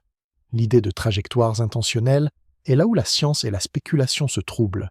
Si vous êtes prêt à envisager la possibilité qu'Atlas soit une sonde, alors sa trajectoire cesse d'être une conséquence aléatoire de la dynamique gravitationnelle et devient un itinéraire planifié. Un objet technologique capable de voyage interstellaire aurait vraisemblablement un moyen de naviguer, d'ajuster son cap, de cibler des étoiles ou des systèmes planétaires spécifiques. La trajectoire que nous observons pourrait être le résultat d'une telle planification. Mais prouver cela nécessite des preuves de manœuvres actives, et nous n'avons pas détecté cela. Le chemin est cohérent avec la seule dynamique gravitationnelle. Il se trouve simplement qu'il s'agit d'un chemin très pratique. Ce que nous pouvons dire avec certitude, c'est que la rencontre avec Jupiter du 16 mars sera une autre fenêtre d'observation critique. Les télescopes surveilleront les changements de luminosité d'Atlas, sa signature spectrale et sa structure physique, alors qu'elle navigue dans l'environnement de rayonnement intense et le champ gravitationnel de Jupiter. Si l'objet est artificiel, la rencontre pourrait le solliciter de manière qui révèle une structure interne ou provoque l'activation de systèmes. S'il est naturel, nous en apprendrons davantage sur la façon dont les comètes interstellaires réagissent au survol planétaire, ce qui constitue des données précieuses quoi qu'il en soit. Mais la trajectoire elle-même, le chemin qui a amené Atlas ici et le chemin qui l'emportera, reste l'une des pièces les plus provocantes du puzzle. Et comme nous allons le voir, la trajectoire est également liée à quelque chose d'encore plus troublant, la façon dont les institutions réagissent à tout cela. Partie 9. Silence gouvernemental et comportement en matière de sécurité. En 1975, la journaliste Harriet Philippi a déposé une demande au titre de la loi sur la liberté d'information, FOIA, auprès de la CIA, demandant si l'agence avait mené une surveillance sur un individu particulier. La réponse de la CIA ne fut ni une confirmation ni un déni. Ils ont déclaré « Nous ne pouvons ni confirmer ni infirmer l'existence ou la non-existence de documents répondant à votre demande. » Ce type de réponse est devenu connu sous le nom de réponse Glomar, du nom du Hughes Glomar Explorer, un navire de récupération impliqué dans une opération classifiée. Une réponse Glomar est utilisée lorsque confirmer ou nier quelque chose révélerait en soi des informations classifiées. C'est un outil pour maintenir le secret tout en se conformant techniquement aux exigences légales de réponse aux demandes. Lorsque des journalistes et des chercheurs ont déposé des demandes pour obtenir des données gouvernementales sur 3i Atlas, certaines de ces demandes ont reçu des réponses Glomar. Pas toutes, mais suffisamment pour que cela soit remarquable. C'est inhabituel. Les observations astronomiques, même celles menées par des satellites militaires ou de renseignement, ne sont généralement pas classifiées à un niveau qui justifierait une réponse Glomar. Lorsque Oumuamua a traversé le système solaire en 2017, il y a eu des questions, des controverses et de nombreuses spéculations. Mais les agences gouvernementales ont été relativement transparentes sur ce qu'elles savaient, à savoir qu'elles observaient un objet étrange et ne savaient pas trop quoi en penser. Le silence autour d'Atlas semble différent. Une partie de l'explication réside dans le fait que les gouvernements disposent de systèmes de surveillance spatiale sophistiqués, qui sont nominalement destinés à la défense planétaire et au suivi des satellites, mais qui peuvent également observer des objets comme Atlas avec beaucoup plus de détails que ce qui est publiquement admis. La United States Space Force, par exemple, exploite des capteurs capables de détecter et de suivre des objets bien plus petits et plus faibles que ce que les télescopes civils peuvent voir. Si ces capteurs ont capturé des données sur Atlas révélant quelque chose d'inattendu, ces données seraient là probablement classifiées, non pas parce qu'il s'agit d'une question de sécurité nationale au sens traditionnel, mais parce que les divulguer révéleraient les capacités des systèmes de surveillance eux-mêmes. Mais il y a un effet psychologique lorsque les gouvernements gardent le silence. Le silence crée un vide, et la spéculation s'y engouffre pour le combler.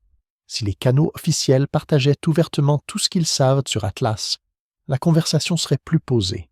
Mais lorsque les agences de renseignement éludent les questions, lorsque les demandes de liberté d'information sont bloquées, lorsque les sous-traitants de la défense commencent à lancer des simulations dont ils ne parleront pas publiquement, les gens supposent que quelque chose est caché. Et peut-être que c'est le cas, ou peut-être que le secret n'est que la prudence bureaucratique standard face à quelque chose qui ne rentre pas parfaitement dans les catégories existantes. Historiquement, les gouvernements ont retenu des informations liées à l'espace pour diverses raisons.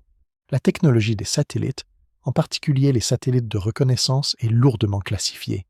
Si un satellite militaire parvenait à imager Atlas avec une haute résolution, ces données pourraient être retenues non pas à cause de ce qu'elles montrent sur Atlas, mais parce que leur publication compromettrait les capacités opérationnelles.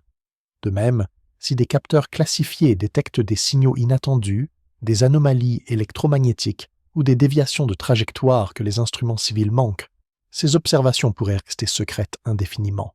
Il y a aussi la question de savoir comment les gouvernements géreraient la confirmation d'une intelligence non humaine si elle se produisait. C'est ici que l'avertissement de Helen McCall redevenait pertinent. S'il était confirmé qu'Atlas est artificiel, les implications s'étendraient bien au-delà de l'astronomie. Les marchés financiers, comme l'a soutenu McCall, réagiraient. Les institutions religieuses feraient face à des défis. Les systèmes politiques seraient contraints de répondre à des questions sur la place de l'humanité dans l'univers.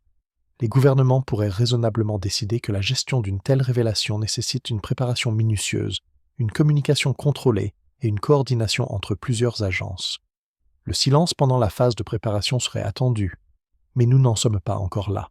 Ce que nous avons maintenant, c'est un modèle de comportement qui ressemble à une préparation pour quelque chose. Des agences de défense surveillant un objet de plus près qu'elles ne l'admettent publiquement. Des institutions financières effectuant des tests de résistance par rapport à des scénarios impliquant des changements de paradigme. Des communautés de renseignement traitant Atlas différemment des précédents visiteurs interstellaires. C'est circonstanciel, mais c'est cohérent avec l'idée que les personnes en position d'autorité prennent Atlas plus au sérieux qu'elles ne le laissent paraître. L'explication alternative est moins dramatique, mais tout aussi plausible. Les gouvernements sont prudents par nature. Face à l'inconnu, les bureaucraties se replient par défaut sur le secret, la classification et le flux d'informations contrôlées. Atlas n'a pas besoin d'être artificiel pour que les gouvernements la traitent comme un problème de sécurité potentiel. S'il s'agit d'une comète naturelle sur une trajectoire qui pourrait croiser des orbites de satellites critiques, c'est une préoccupation de défense planétaire. Si elle génère des données qui révèlent des lacunes dans nos capacités de suivi, c'est une question de sécurité nationale.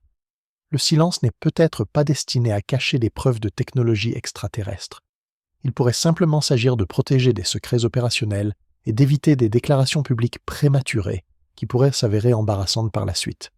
Il y a aussi une boucle de rétroaction en jeu. Plus les gens spéculent sur des dissimulations gouvernementales, plus les gouvernements ressentent la pression de restreindre l'information pour éviter d'alimenter les théories du complot. Mais restreindre l'information alimente encore plus les théories du complot. C'est un cycle difficile à briser. Et dans le cas d'Atlas, le cycle est accéléré par les réseaux sociaux, où chaque soupçon de données classifiées ou d'accès restreint est amplifié et réinterprété comme une preuve de connaissance cachée. Le comportement en matière de sécurité autour des objets spatiaux n'est pas nouveau. Lorsque la station spatiale chinoise Tiangong-1 rentrait dans l'atmosphère terrestre en 2018, les gouvernements la suivaient de près, mais ne partageaient que des informations limitées publiquement, jusqu'à ce qu'ils soient certains de la fenêtre de rentrée. Lorsque des objets non identifiés sont détectés en orbite, la réponse est souvent de les observer discrètement, de classifier les données et de ne divulguer que ce qui est nécessaire. Atlas s'inscrit dans ce schéma, mais avec la complication supplémentaire qu'il ne s'agit pas seulement d'une rentrée de débris ou d'une manœuvre de satellite. C'est un objet qui a déjà attiré une attention publique massive et une controverse scientifique. Les enjeux en cas de mauvaise communication sont plus élevés. Ce qui rend le secret particulièrement intéressant, c'est qu'il n'est pas total. Certaines données sont partagées. La NASA et l'ESA publient des images et des résultats spectroscopiques. Des articles sont publiés. Les observatoires se coordonnent publiquement. Ce n'est donc pas un blackout total, c'est sélectif. Certains types d'informations circulent librement, tandis que d'autres sont retenues. Cette sélectivité suggère une stratégie délibérée, une décision sur ce que le public doit savoir et ce qui doit rester dans les canaux classifiés. Et ce processus de prise de décision est lui-même opaque, ce qui ne fait qu'approfondir le mystère. La question qui nous reste est de savoir si ce secret est de la prudence ou de la préparation. Est-ce que les gouvernements font attention à ne pas faire de déclarations prématurées sur un objet qu'ils ne comprennent pas entièrement? Ou est-ce que les gouvernements se préparent à une révélation qu'ils soupçonnent imminente? Le comportement que nous observons est cohérent avec les deux interprétations. Et cette ambiguïté fait partie de ce qui rend ce moment si tendu. Car si le secret n'est que de la prudence, il finira par se lever à mesure que les données clarifieront ce qu'est Atlas. Mais s'il s'agit de préparation, nous assistons aux premières étapes de quelque chose de beaucoup plus vaste. Partie 10. Interprétation alternative et l'hypothèse IA Atlas. Parlons de l'hypothèse que personne dans l'astronomie traditionnelle ne veut toucher, même avec une perche de 3 mètres. L'idée que 3i Atlas n'est pas une comète naturelle mais une sonde artificielle, éventuellement autonome, possiblement contrôlée par une intelligence qui n'est pas humaine. C'est un territoire spéculatif, et il est crucial de le désigner comme tel. Il n'existe aucune preuve confirmée qu'Atlas soit artificiel. Mais il y a suffisamment d'anomalies qui s'accumulent pour que rejeter cette possibilité sans enquête soit, selon certains, non scientifique. Les jets symétriques sont le point de départ de cette hypothèse. Lorsque vous voyez 3 panaches d'échappement espacés d'exactement 120 degrés, maintenant leur structure et leur direction pendant des semaines, il est difficile de ne pas penser à des systèmes d'ingénierie. Les moteurs de fusée utilisent une poussée symétrique pour la stabilité. Les satellites utilisent plusieurs propulseurs pour le contrôle d'attitude.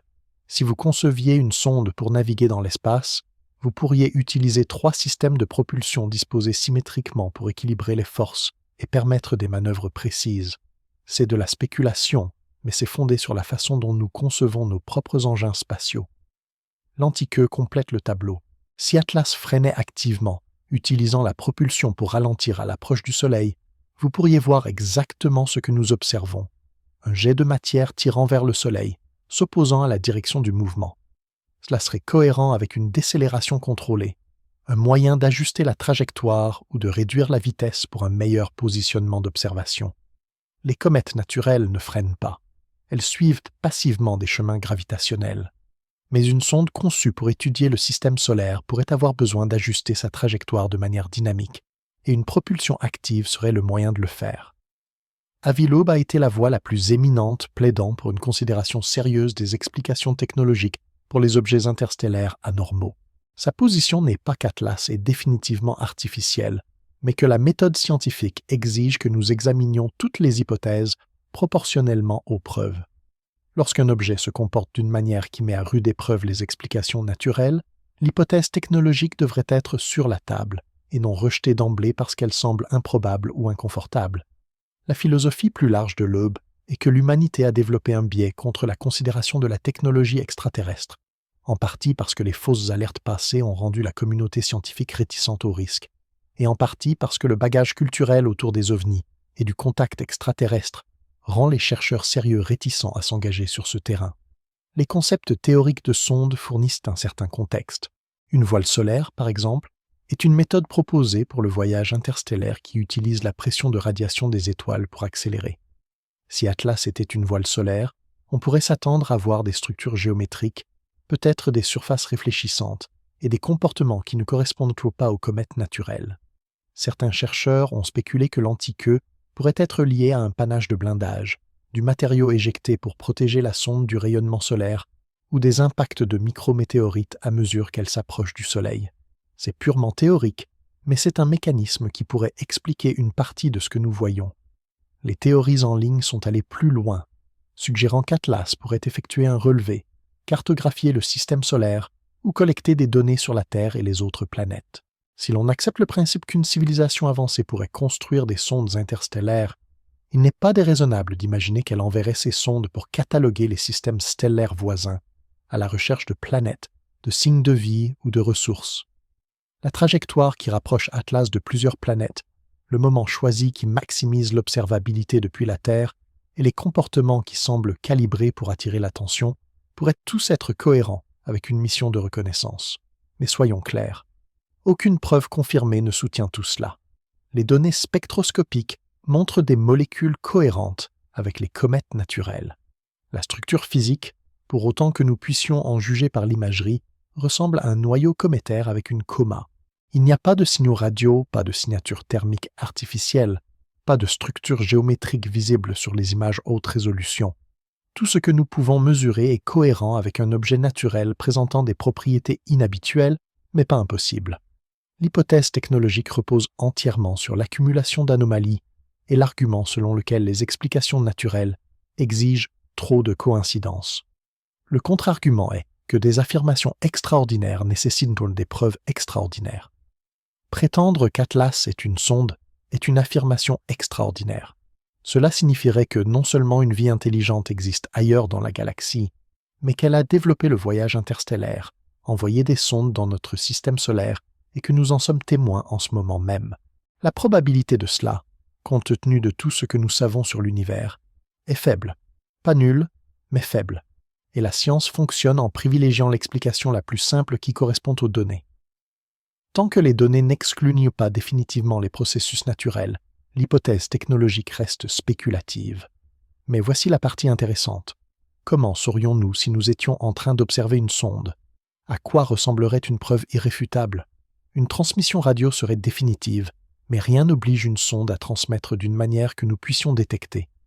Des structures géométriques seraient convaincantes. Mais si la sonde est petite et recouverte de poussière, nous pourrions ne pas les voir. Des manœuvres actives seraient persuasives, mais si ces manœuvres sont subtiles, noyées dans le bruit du dégazage naturel, elles seraient difficiles à confirmer. Le défi est que prouver une origine artificielle est bien plus ardu que d'infirmer une origine naturelle, et l'absence de preuves définitives ne signifie pas que l'hypothèse est fausse. Cela signifie simplement qu'elle n'est pas confirmée. L'hypothèse de l'IA ou d'Atlas, l'idée que l'objet pourrait être un système autonome plutôt qu'un vaisseau avec équipage ou un artefact passif, est séduisante car elle contourne certaines difficultés du voyage interstellaire. Vous n'avez pas besoin de support de vie, vous n'avez pas à vous soucier de la durée du voyage, et vous pouvez concevoir la sonde pour fonctionner pendant des milliers ou des millions d'années. Si les civilisations sont courantes dans la galaxie, envoyer des sondes autonomes pour explorer les étoiles proches serait une stratégie logique. Et si cela se produit, nous pourrions nous attendre à rencontrer de telles sondes occasionnellement. Atlas pourrait être la première que nous remarquons, ou elle pourrait être l'une des nombreuses que nous avons confondues avec des objets naturels, parce que nous ne cherchions pas les bonnes signatures. Historiquement, les humains interprètent mal les phénomènes naturels rares comme étant artificiels ou surnaturels. Avant que nous ne comprenions l'optique atmosphérique, les gens voyaient des mirages et pensaient qu'il s'agissait de visions. Avant que nous ne comprenions la foudre en boule, elle était confondue avec tout, des fantômes aux vaisseaux extraterrestres. L'histoire des sciences est pleine d'exemples où des phénomènes qui semblaient inexplicables se sont avérés avoir des causes naturelles banales. Atlas pourrait être une autre entrée dans cette longue liste. Les anomalies pourraient toutes se résoudre une fois que nous comprendrons mieux la physique des comètes interstellaires. Mais la porte reste ouverte. L'extraordinaire n'est pas automatiquement synonyme d'extraterrestre, mais cela maintient la possibilité en vie. Et à mesure que nous recueillons plus de données, que l'opposition du 22 janvier apporte de nouveaux éclairages, que la rencontre avec Jupiter en Mars ajoute une autre couche d'observation, nous verrons soit les anomalies se résoudre en explications naturelles, soit s'approfondir en quelque chose qui force une remise en question des hypothèses que nous tenons depuis que nous levons les yeux vers les étoiles. Et pendant que nous contemplons cette possibilité, l'univers nous rappelle qu'il est plein d'autres merveilles que nous commençons à peine à comprendre. Partie 11. Planètes errantes. Les vagabondes interstellaires sont plus courantes que nous ne le pensions. La galaxie est pleine de vagabondes. Nous avions l'habitude de penser que les planètes étaient liées aux étoiles, que la définition d'une planète incluait le fait d'être en orbite autour d'une primaire stellaire. Mais au cours des 2 dernières décennies, les observations ont brisé cette hypothèse. Les planètes errantes, des mondes dérivant dans l'espace interstellaire sans être attachés à aucune étoile, sont non seulement réelles, mais potentiellement plus courantes que les planètes dans des systèmes solaires stables. Des découvertes récentes de mondes errants de la masse de Saturne ont repoussé les limites de ce que nous pensions possible, et elles fournissent un contexte expliquant pourquoi des objets comme 3i Atlas pourraient ne pas être aussi inhabituels qu'ils le paraissent au premier abord. On pense que les planètes errantes se forment de 2 manières. Certaines naissent dans des systèmes planétaires, tout comme les planètes de notre système solaire. Mais les interactions gravitationnelles au cours des phases initiales chaotiques de la formation du système les éjectent. Une rencontre rapprochée avec une planète plus grande, ou la migration d'une planète géante à travers le système interne, peut projeter des mondes plus petits dans l'espace interstellaire. Ces planètes éjectées portent les cicatrices de leur départ violent, et elles passent l'éternité à dériver dans la galaxie, orphelines de leur étoile parente. Le second mode de formation est encore plus étrange. Certaines planètes errantes pourraient se former de manière indépendante, non pas autour d'une étoile, mais lors de l'effondrement de nuages de gaz trop petits pour déclencher la fusion. Ce sont des objets de masse planétaire qui n'ont jamais eu d'étoile au départ, nés dans l'obscurité entre les étoiles et destinés à y rester. La distinction entre une naine brune très petite et une planète errante très grande devient sémantique à cette échelle. Mais l'existence de tels objets élargit le catalogue de ce qui peut exister dans l'univers. Les méthodes de détection des planètes errantes sont ingénieuses. Comme ces objets n'émettent pas de lumière et ne sont pas éclairés par une étoile proche, vous ne pouvez pas les voir directement avec des télescopes traditionnels. Au lieu de cela, les astronomes utilisent les microlentilles gravitationnelles, une technique qui détecte la courbure de la lumière provenant d'étoiles lointaines, lorsqu'un objet massif passe entre l'étoile et la Terre. La planète errante agit comme une lentille, amplifiant brièvement la lumière de l'étoile d'arrière-plan. En étudiant le motif d'amplification, les chercheurs peuvent estimer la masse et la distance de l'objet lentille. C'est indirect, mais cela fonctionne. Des relevés récents par micro-lentilles ont détecté des dizaines de planètes errantes candidates, et les modèles statistiques suggèrent qu'il pourrait y en avoir des milliards dans notre seule galaxie. Certaines estimations placent le nombre de planètes errantes à un niveau égal ou supérieur au nombre d'étoiles dans la Voie lactée. C'est une population stupéfiante de mondes cachés, et cela signifie que l'espace interstellaire n'est pas aussi vide que nous l'imaginions. Il est rempli de planètes errantes, d'astéroïdes, de comètes et d'autres débris éjectés de systèmes solaires en formation ou en désintégration. La pertinence pour Atlas est claire. Si des planètes peuvent errer, Si des mondes entiers peuvent être éjectés de leur système d'origine et envoyés à la dérive dans la galaxie, alors des objets plus petits comme des comètes peuvent certainement faire de même. Des collisions planétaires violentes, des rencontres rapprochées avec des géantes gazeuses ou les derniers soubresauts d'une étoile pourraient tous lancer des corps cométaires dans l'espace interstellaire. Atlas pourrait être l'un de ces objets, un débris provenant d'un événement chaotique dans un autre système stellaire, traversant maintenant le nôtre par hasard. Les éjections planétaires se produisent dans des systèmes chaotiques.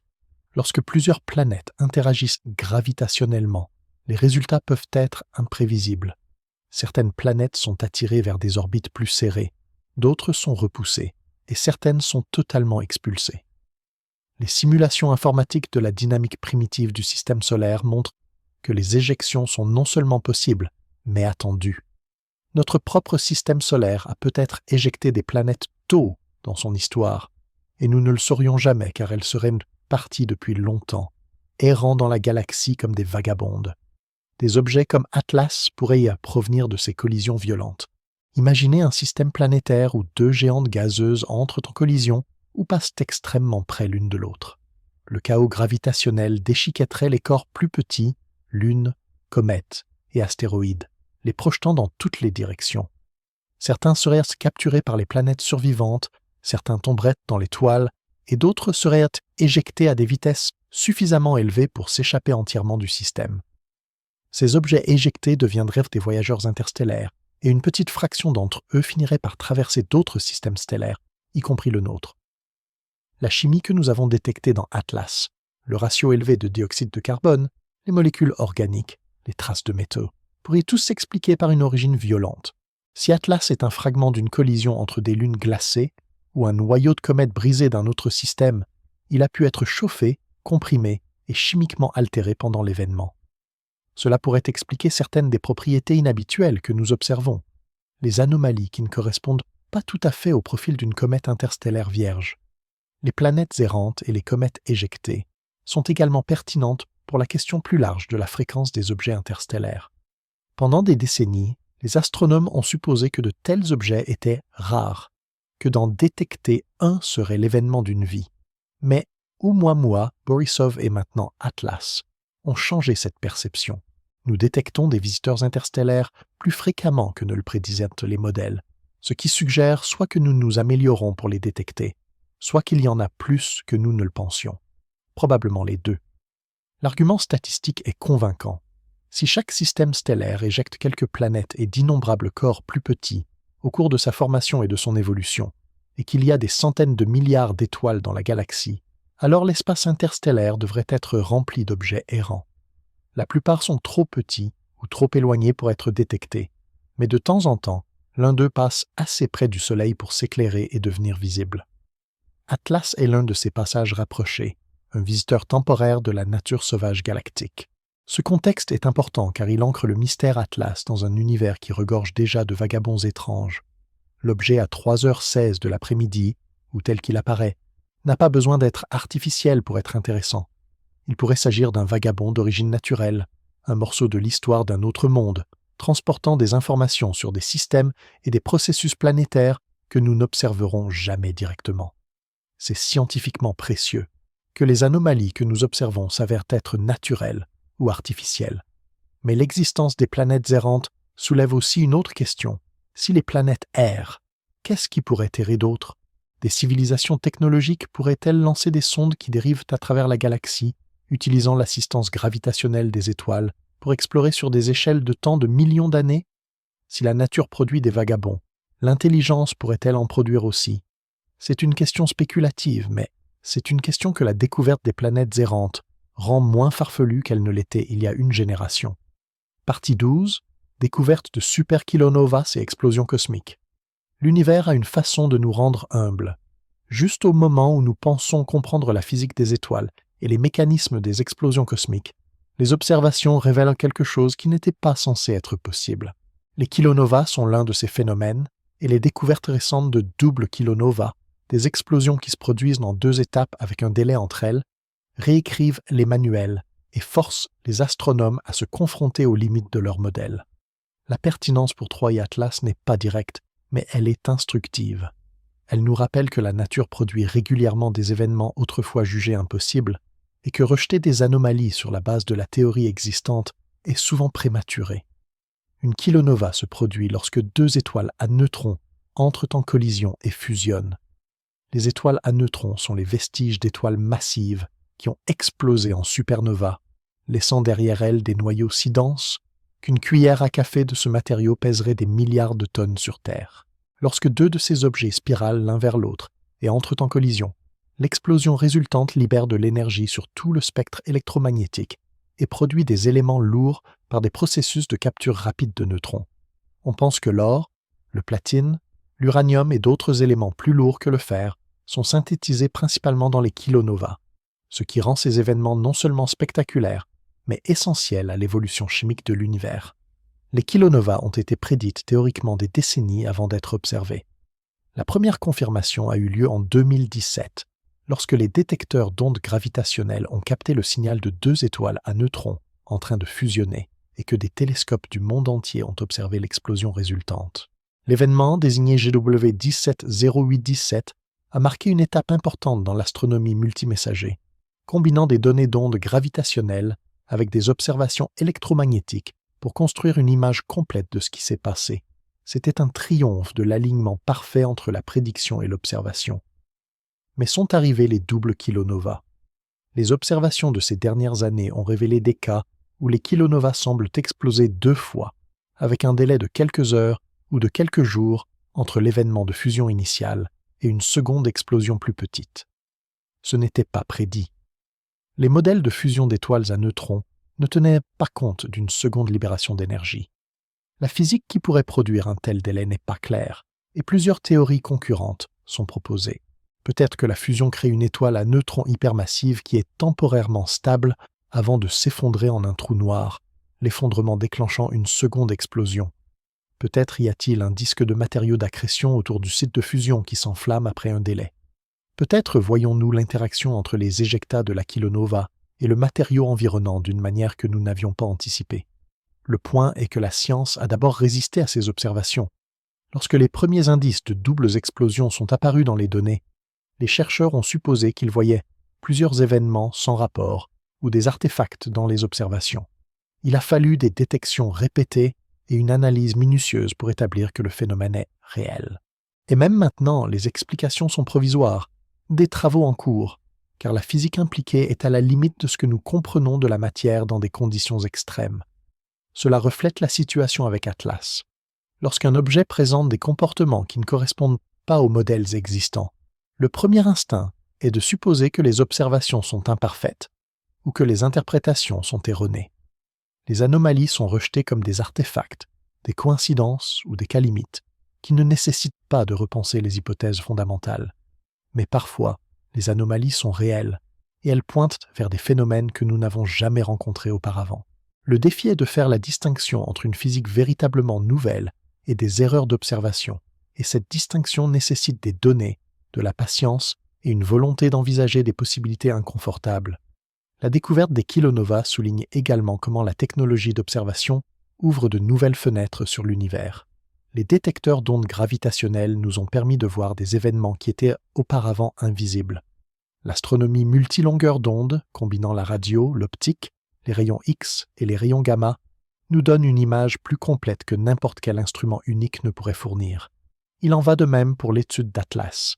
Combiner l'imagerie optique de Hubble avec la spectroscopie infrarouge du JWST et les observations radio au sol crée un ensemble de données bien plus riche que celui que n'importe quel télescope seul pourrait produire. Et cette approche globale est ce qui finira par résoudre le mystère Atlas d'une manière ou d'une autre. Rare ne signifie pas artificiel. Les kilonovas sont rares. Les doubles kilonovas sont encore plus rares. Mais ce sont des processus naturels, le résultat d'une physique extrême mais comprise qui se joue de manière que nous commençons à peine à observer. Les anomalies d'Atlas pourraient être similaires, des manifestations rares de la physique des comètes que nous n'avons jamais vues auparavant parce que les comètes interstellaires sont elles-mêmes rares. Les jets symétriques, l'anti-queue, la chimie, tout cela pourrait être naturel, juste inhabituel. Et l'insolite n'est pas une raison pour invoquer des origines artificielles, à moins que les données ne l'exigent.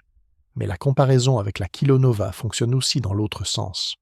Si les astronomes avaient été plus disposés à envisager des mécanismes inhabituels plus tôt, la découverte des doubles kilonovas aurait pu se produire plus rapidement.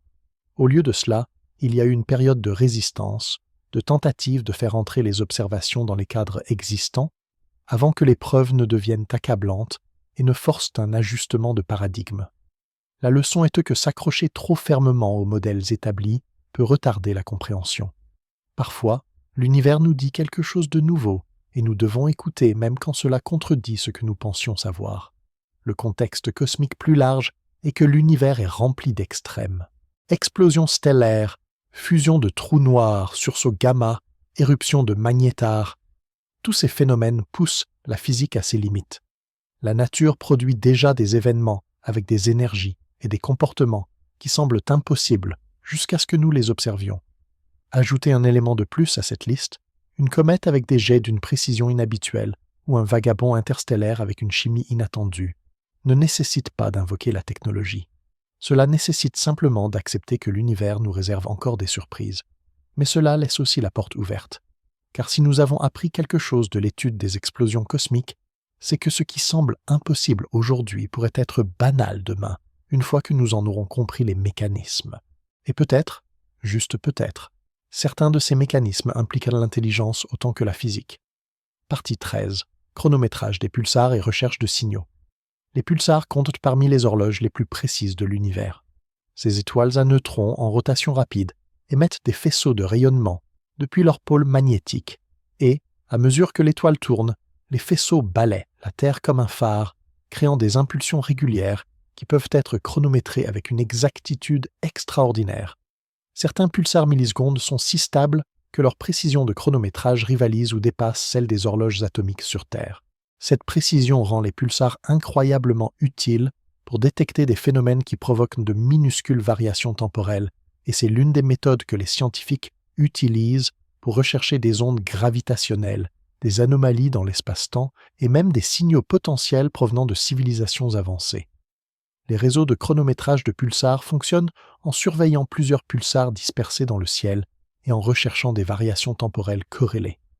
Lorsqu'une onde gravitationnelle traverse la galaxie, elle étire et comprime l'espace-temps, provoquant un décalage prévisible des temps d'arrivée apparents des impulsions provenant des pulsars lointains. En comparant les données de chronométrage de nombreux pulsars, les chercheurs peuvent détecter des ondes gravitationnelles avec des longueurs d'onde si longues que les détecteurs individuels comme LIGO ne peuvent pas les voir. Cette technique a récemment produit la première preuve d'un fond d'onde gravitationnel, un bourdonnement continu de distorsions spatio-temporelles probablement causées par d'innombrables fusions de trous noirs supermassifs à travers l'univers. Mais les pulsars sont également pertinents pour la recherche d'intelligence extraterrestre, SETI. Si une civilisation avancée voulait envoyer un signal à travers la galaxie, les pulsars pourraient servir de point de référence naturel. Leur chronométrage prévisible et leur répartition étendue en font des outils idéaux pour une sorte de GPS cosmique. Une civilisation pourrait coder des informations dans des signaux faisant référence au motif de chronométrage des pulsars, permettant à toute civilisation réceptrice de décoder le message et de déterminer d'où il provient. Cette idée a été explorée dans la recherche SETI, et la célèbre plaque sur la sonde Pioneer comprend une carte de l'emplacement de la Terre par rapport aux pulsars proches, conçue pour être interprétable par toute espèce technologique qui la trouverait. Les sondes interstellaires, si elles existent, pourraient utiliser les pulsars pour la navigation. Imaginez une sonde autonome voyageant à travers la galaxie pendant des millions d'années. Elle doit savoir où elle se trouve, où elle va et comment ajuster son cap. Les pulsars fournissent un système de coordonnées naturelles, un ensemble de points de référence fixes qui ne changent pas sur des échelles de temps inférieures à des millions d'années. En mesurant le chronométrage et la direction des signaux de pulsars, une sonde pourrait trianguler sa position et naviguer avec précision sans avoir besoin de communiquer avec sa civilisation d'origine. Tout cela est entièrement théorique, mais repose sur une physique connue et des considérations pratiques. Si nous devions concevoir une sonde interstellaire, nous l'équiperions probablement d'une capacité de détection des pulsars. Et si d'autres civilisations ont fait de même, leurs sondes pourraient naviguer en utilisant la même technique. La pertinence pour Atlas est spéculative mais intrigante. Si Atlas était une sonde artificielle, elle pourrait utiliser des pulsars pour s'orienter et ajuster sa trajectoire. Nous ne détecterions pas nécessairement cette activité directement, mais nous pourrions en voir les résultats sous forme de correction de cap précise ou d'alignement statistiquement improbable pour un objet naturel. Le SETI a considérablement évolué au cours des dernières décennies. Les premiers efforts se concentraient sur les signaux radio à bande étroite, le genre qui indiquerait un émetteur artificiel. Mais le SETI moderne comprend des recherches d'impulsions optiques, de signatures infrarouges, de technosignatures dans les atmosphères d'exoplanètes et même d'anomalies dans les données astronomiques qui pourraient indiquer des mégastructures ou d'autres projets d'ingénierie.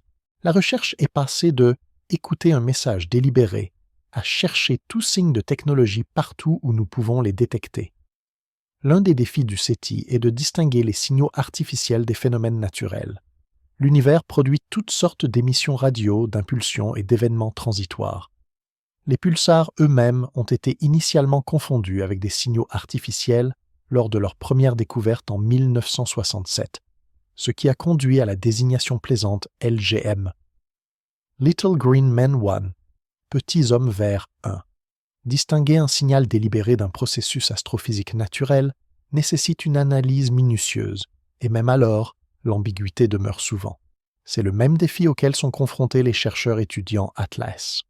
Le comportement inhabituel est-il artificiel ou naturel? La seule façon de répondre est par l'observation rigoureuse et en testant les hypothèses par rapport aux données. Le chronométrage des pulsars est également pertinent pour notre réflexion sur la prévalence des civilisations technologiques. Si l'intelligence est courante dans la galaxie, nous pourrions nous attendre à voir des signaux dans les données de chronométrage des pulsars, des anomalies qui ne peuvent pas être expliquées par les ondes gravitationnelles ou d'autres causes naturelles.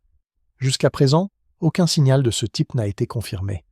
Mais les recherches se poursuivent et la sensibilité des réseaux de chronométrage de pulsars s'améliore. Il est possible que nous n'ayons tout simplement pas cherché assez longtemps, ou de la bonne manière. L'idée d'utiliser les pulsars comme aide à la navigation rejoint la précision de la trajectoire dont nous avons discuté avec Atlas. Si une civilisation concevait une sonde pour surveiller les systèmes stellaires voisins, elle voudrait qu'elle navigue avec précision sur des distances interstellaires. Les pulsars apportent une solution à ce problème. Et si la trajectoire d'Atlas montre des signes d'être trop précise, trop alignée avec des cibles spécifiques comme Jupiter ou la Terre, une navigation basée sur les pulsars serait un mécanisme plausible. Encore une fois, c'est de la spéculation, mais c'est le genre de spéculation fondée sur la manière dont nous résoudrions le même problème si nous construisions des sondes interstellaires. Le point le plus large est que nous sommes mieux équipés que jamais pour détecter une technologie non humaine si elle existe. Nos télescopes sont plus sensibles, nos techniques d'analyse de données sont plus sophistiquées, et notre compréhension de ce qu'il faut chercher s'est étendue au-delà des hypothèses étroites du SETI du milieu du XXe siècle. S'il y a des sondes errant dans la galaxie, s'il y a des signaux encodés dans le chronométrage des pulsars, s'il y a des objets artificiels déguisés en phénomènes naturels, nous atteignons le point où nous pourrions réellement être capables de les trouver. Atlas, quoi qu'il s'avère être, est un cas test pour la façon dont nous réagissons quand quelque chose ne correspond pas à nos attentes. Partie 14. Étoiles exotiques et ondes de choc. L'étrangeté naturelle de l'univers. Les naines blanches sont les vestiges d'étoiles comme le Soleil, des noyaux stellaires laissés après que les couches externes ont été expulsées dans une nébuleuse planétaire. Elles sont incroyablement denses, avec environ la masse du Soleil comprimée dans une sphère de la taille de la Terre, et elles sont chaudes, avec des températures de surface qui peuvent dépasser 100 000 degrés Kelvin, mais elles ne génèrent plus d'énergie par fusion. Ce sont des braises qui refroidissent, irradiant lentement leur chaleur résiduelle sur des milliards d'années, ou du moins, c'est ce que nous pensions jusqu'à ce que des observations récentes révèlent des naines blanches produisant des ondes de choc et des événements énergétiques qui ne correspondent pas au simple modèle de refroidissement. Certaines naines blanches font partie de systèmes binaires où elles accrètent du matériau provenant d'une étoile compagne. À mesure que le gaz de la compagne tombe sur la naine blanche, il s'échauffe et peut déclencher une fusion nucléaire à la surface, produisant une explosion de nova. Mais d'autres naines blanches, isolées et sans compagne, ont été observées produisant des émissions de rayons X, des éruptions ultraviolettes et des ondes de choc qui se propagent dans le matériau environnant. Les mécanismes à l'origine de ces événements ne sont pas entièrement compris. Les champs magnétiques, la convection interne résiduelle ou les interactions avec le milieu interstellaire pourraient tous jouer un rôle. Le point est que même quelque chose d'aussi bien étudié que les naines blanches peut peut nous surprendre. Les vents stellaires créent des motifs géométriques dans certains cas. Lorsqu'une étoile massive rejette du matériau par un vent stellaire puissant et que ce vent interagit avec du matériau provenant d'éjections précédentes ou avec le milieu interstellaire, le résultat peut être des nébuleuses d'une symétrie frappante. La nébuleuse du Sablier, la nébuleuse du Papillon et d'autres montrent une symétrie bilatérale, des lobes et des structures qui semblent presque conçus par ingénierie. Mais ils sont entièrement naturels, le résultat des champs magnétiques, de la rotation et des instabilités hydrodynamiques façonnant l'écoulement. La comparaison avec la symétrie des jets d'Atlas est instructive. Lorsque vous voyez un motif géométrique dans la nature, votre premier instinct pourrait être de supposer une conception volontaire. Mais la nature produit de la géométrie tout le temps. Les flocons de neige ont une symétrie hexagonale en raison de la structure cristalline de la glace. Les colonnes de basalte forment des motifs hexagonaux en raison de la façon dont la lave en refroidissement se fissure. Les galaxies spirales ont des spirales logarithmiques en raison de la dynamique gravitationnelle et de la rotation différentielle. La géométrie n'est pas une preuve d'artificialité. C'est souvent la signature de lois physiques sous-jacentes qui s'appliquent de manière régulière. Les environnements extrêmes génèrent des visuels inattendus. Près des trous noirs, des jets relativistes peuvent s'étendre sur des milliers d'années-lumière, des faisceaux de plasma parfaitement collimatés se déplaçant à une vitesse proche de celle de la lumière. Autour des pulsars, les magnétosphères canalisent les particules en flux étroits qui émettent un rayonnement cohérent. Dans les nébuleuses planétaires, le façonnage par les champs magnétiques et les compagnons binaires peut créer des structures qui semblent intentionnelles mais qui sont purement naturelles. L'univers regorge de phénomènes qui imitent ce que nous pourrions attendre de la technologie, et c'est une mise en garde contre les conclusions hâtives basées sur les seules impressions visuelles. Mais voici l'envers de la médaille. Si les étoiles peuvent simuler la technologie, les comètes pourraient-elles simuler l'ingénierie? Des processus naturels pourraient-ils produire des jets si symétriques, si persistants, si précisément orientés qu'ils seraient indiscernables d'une propulsion artificielle? La réponse est oui, en principe. C'est juste que nous ne l'avions jamais observé auparavant dans les comètes. C'est pourquoi Atlas est si intéressante. Soit elle nous montre un processus naturel dont nous ignorions que les comètes pouvaient faire preuve, soit elle est autre chose. Et tant que nous ne pourrons pas exclure définitivement l'une de ces options, les deux restent sur la table. L'histoire de l'astronomie est remplie d'exemples où des phénomènes qui semblaient artificiels se sont avérés naturels, une fois que de meilleures observations et de meilleurs modèles furent disponibles. Les pulsars, comme mentionné précédemment, ont d'abord été considérés comme de possibles balises extraterrestres. Les quasars, lors de leur découverte initiale, étaient si lumineux et lointains que certains chercheurs ont spéculé qu'il pourrait s'agir de sources d'énergie artificielle. Les sursauts radiorapides, de brèves impulsions radio intenses provenant de galaxies lointaines, ont suscité des spéculations sur des émetteurs extraterrestres, avant que des mécanismes naturels impliquant des étoiles à neutrons ne soient identifiés comme des explications plus probables. Le schéma est cohérent. La nature est assez étrange pour imiter souvent ce que nous attendrions de la technologie. Mais il existe aussi la possibilité que nous ayons observé des phénomènes artificiels depuis le début, et que nous les ayons rejetés comme naturels parce que nous sommes philosophiquement résistants à cette idée. Si une civilisation avancée construisait des mégastructures, lançait des sondes ou s'engageait dans l'ingénierie stellaire, le reconnaîtrions-nous ou le rationaliserions-nous comme un processus naturel que nous n'avions pas encore rencontré? C'est une question plus difficile qu'il n'y paraît. Les critères permettant de distinguer l'artificiel du naturel à l'échelle cosmique ne sont pas bien définis. Nous n'avons pas de liste de contrôle. Nous apprenons au fur et à mesure. L'étrangeté naturelle de l'univers est à la fois rassurante et déconcertante. Rassurante parce qu'elle signifie que nous n'avons pas besoin d'invoquer des explications extraordinaires pour la plupart des anomalies. Déconcertante parce qu'elle signifie que nous pourrions être entourés de technologies sans nous en rendre compte tant que nos capacités d'observation et nos cadres théoriques n'auront pas rattrapé leur retard. Atlas existe quelque part dans cette ambiguïté. Elle est probablement naturelle, présentant des comportements extrêmes mais explicables, régis par une physique que nous essayons encore de comprendre. Mais est probablement n'est pas une certitude, et la conversation autour d'Atlas concerne autant l'épistémologie que les comètes. Partie 15. L'ère des films de trous noirs et réflexion finale. En avril 2019, la collaboration Event Horizon Telescope a publié la première image d'un trou noir, pas une interprétation d'artiste, pas une simulation, mais une véritable photographie de l'ombre portée par le trou noir supermassif au centre de la galaxie M87. L'image montrait un anneau brillant de gaz incandescent, entourant une région centrale sombre, l'horizon des événements au-delà duquel rien, pas même la lumière, ne peut s'échapper.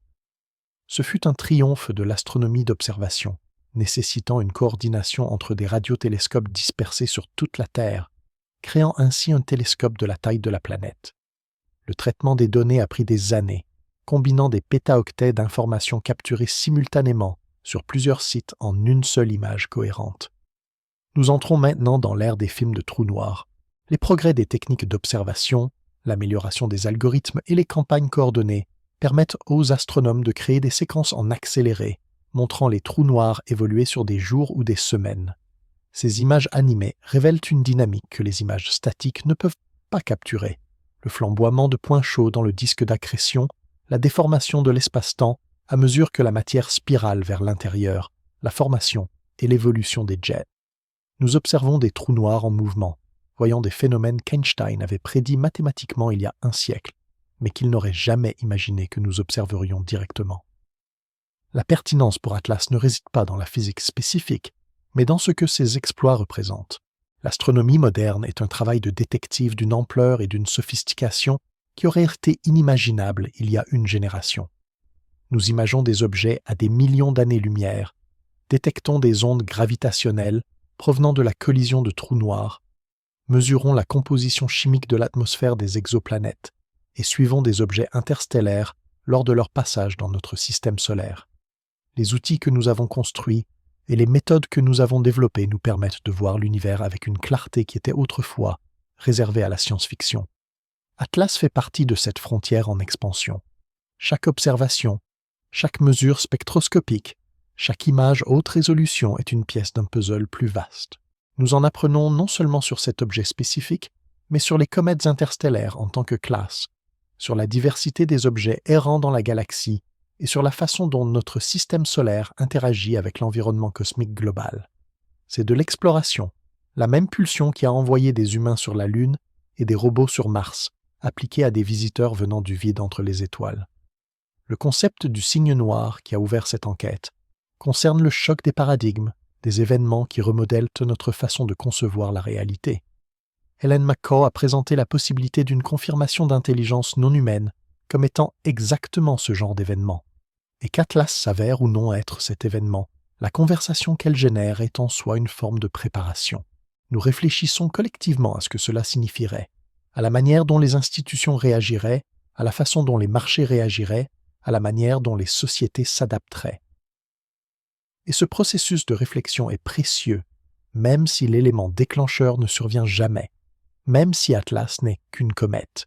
Il existe deux possibilités, et toutes deux sont profondes. Premièrement, Atlas est une comète interstellaire naturelle, avec des propriétés à la limite extrême de ce que nous avons observé, nous obligeant à élargir notre compréhension de la physique des comètes et du comportement des objets interstellaires. C'est passionnant d'un point de vue scientifique, une opportunité rare d'étudier quelque chose de véritablement inhabituel et d'en tirer des leçons. Les données que nous recueillons alimenteront les modèles pendant des décennies, améliorant notre capacité à interpréter les futurs visiteurs interstellaires et approfondissant notre compréhension de la façon dont les systèmes planétaires évoluent et éjectent de la matière dans la galaxie. Deuxièmement, Atlas est autre chose, un objet artificiel, une sonde, un vestige technologique d'une civilisation que nous n'avons jamais rencontrée. Si cela est vrai, c'est la découverte la plus importante de l'histoire de l'humanité, non seulement parce qu'elle confirme que nous ne sommes pas seuls, mais parce qu'elle impose une remise en question de chaque hypothèse sur laquelle nous avons construit nos sociétés. Les implications philosophiques, religieuses, scientifiques, économiques et politiques se répercuteraient sur des générations, redéfinissant notre place dans l'univers et ce que notre avenir pourrait nous réserver. Actuellement, nous nous trouvons dans l'espace liminaire entre ces deux possibilités. Les données dont nous disposons ne sont concluantes dans aucun des deux sens. Les anomalies sont réelles, mais leur interprétation est contestée. Les réactions des institutions suggèrent que quelque chose d'important se prépare, mais il reste ambigu de savoir s'il s'agit de prudence ou de préparation.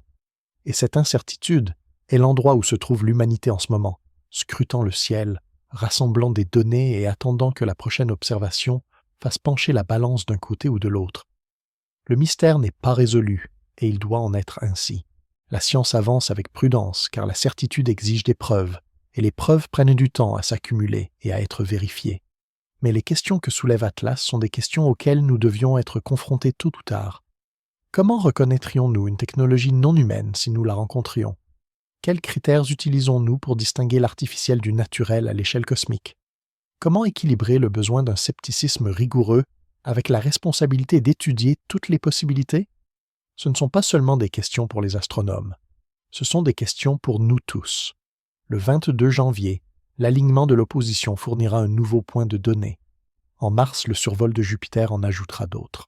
Tout au long du printemps et de l'été 2026, à mesure qu'Atlas s'éloignera et s'estompera, nous continuerons à observer, mesurer et analyser.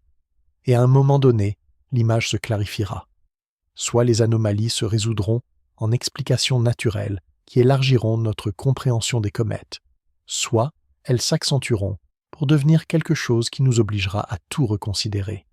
L'humanité se tient au bord de la découverte, incertaine mais vigilante.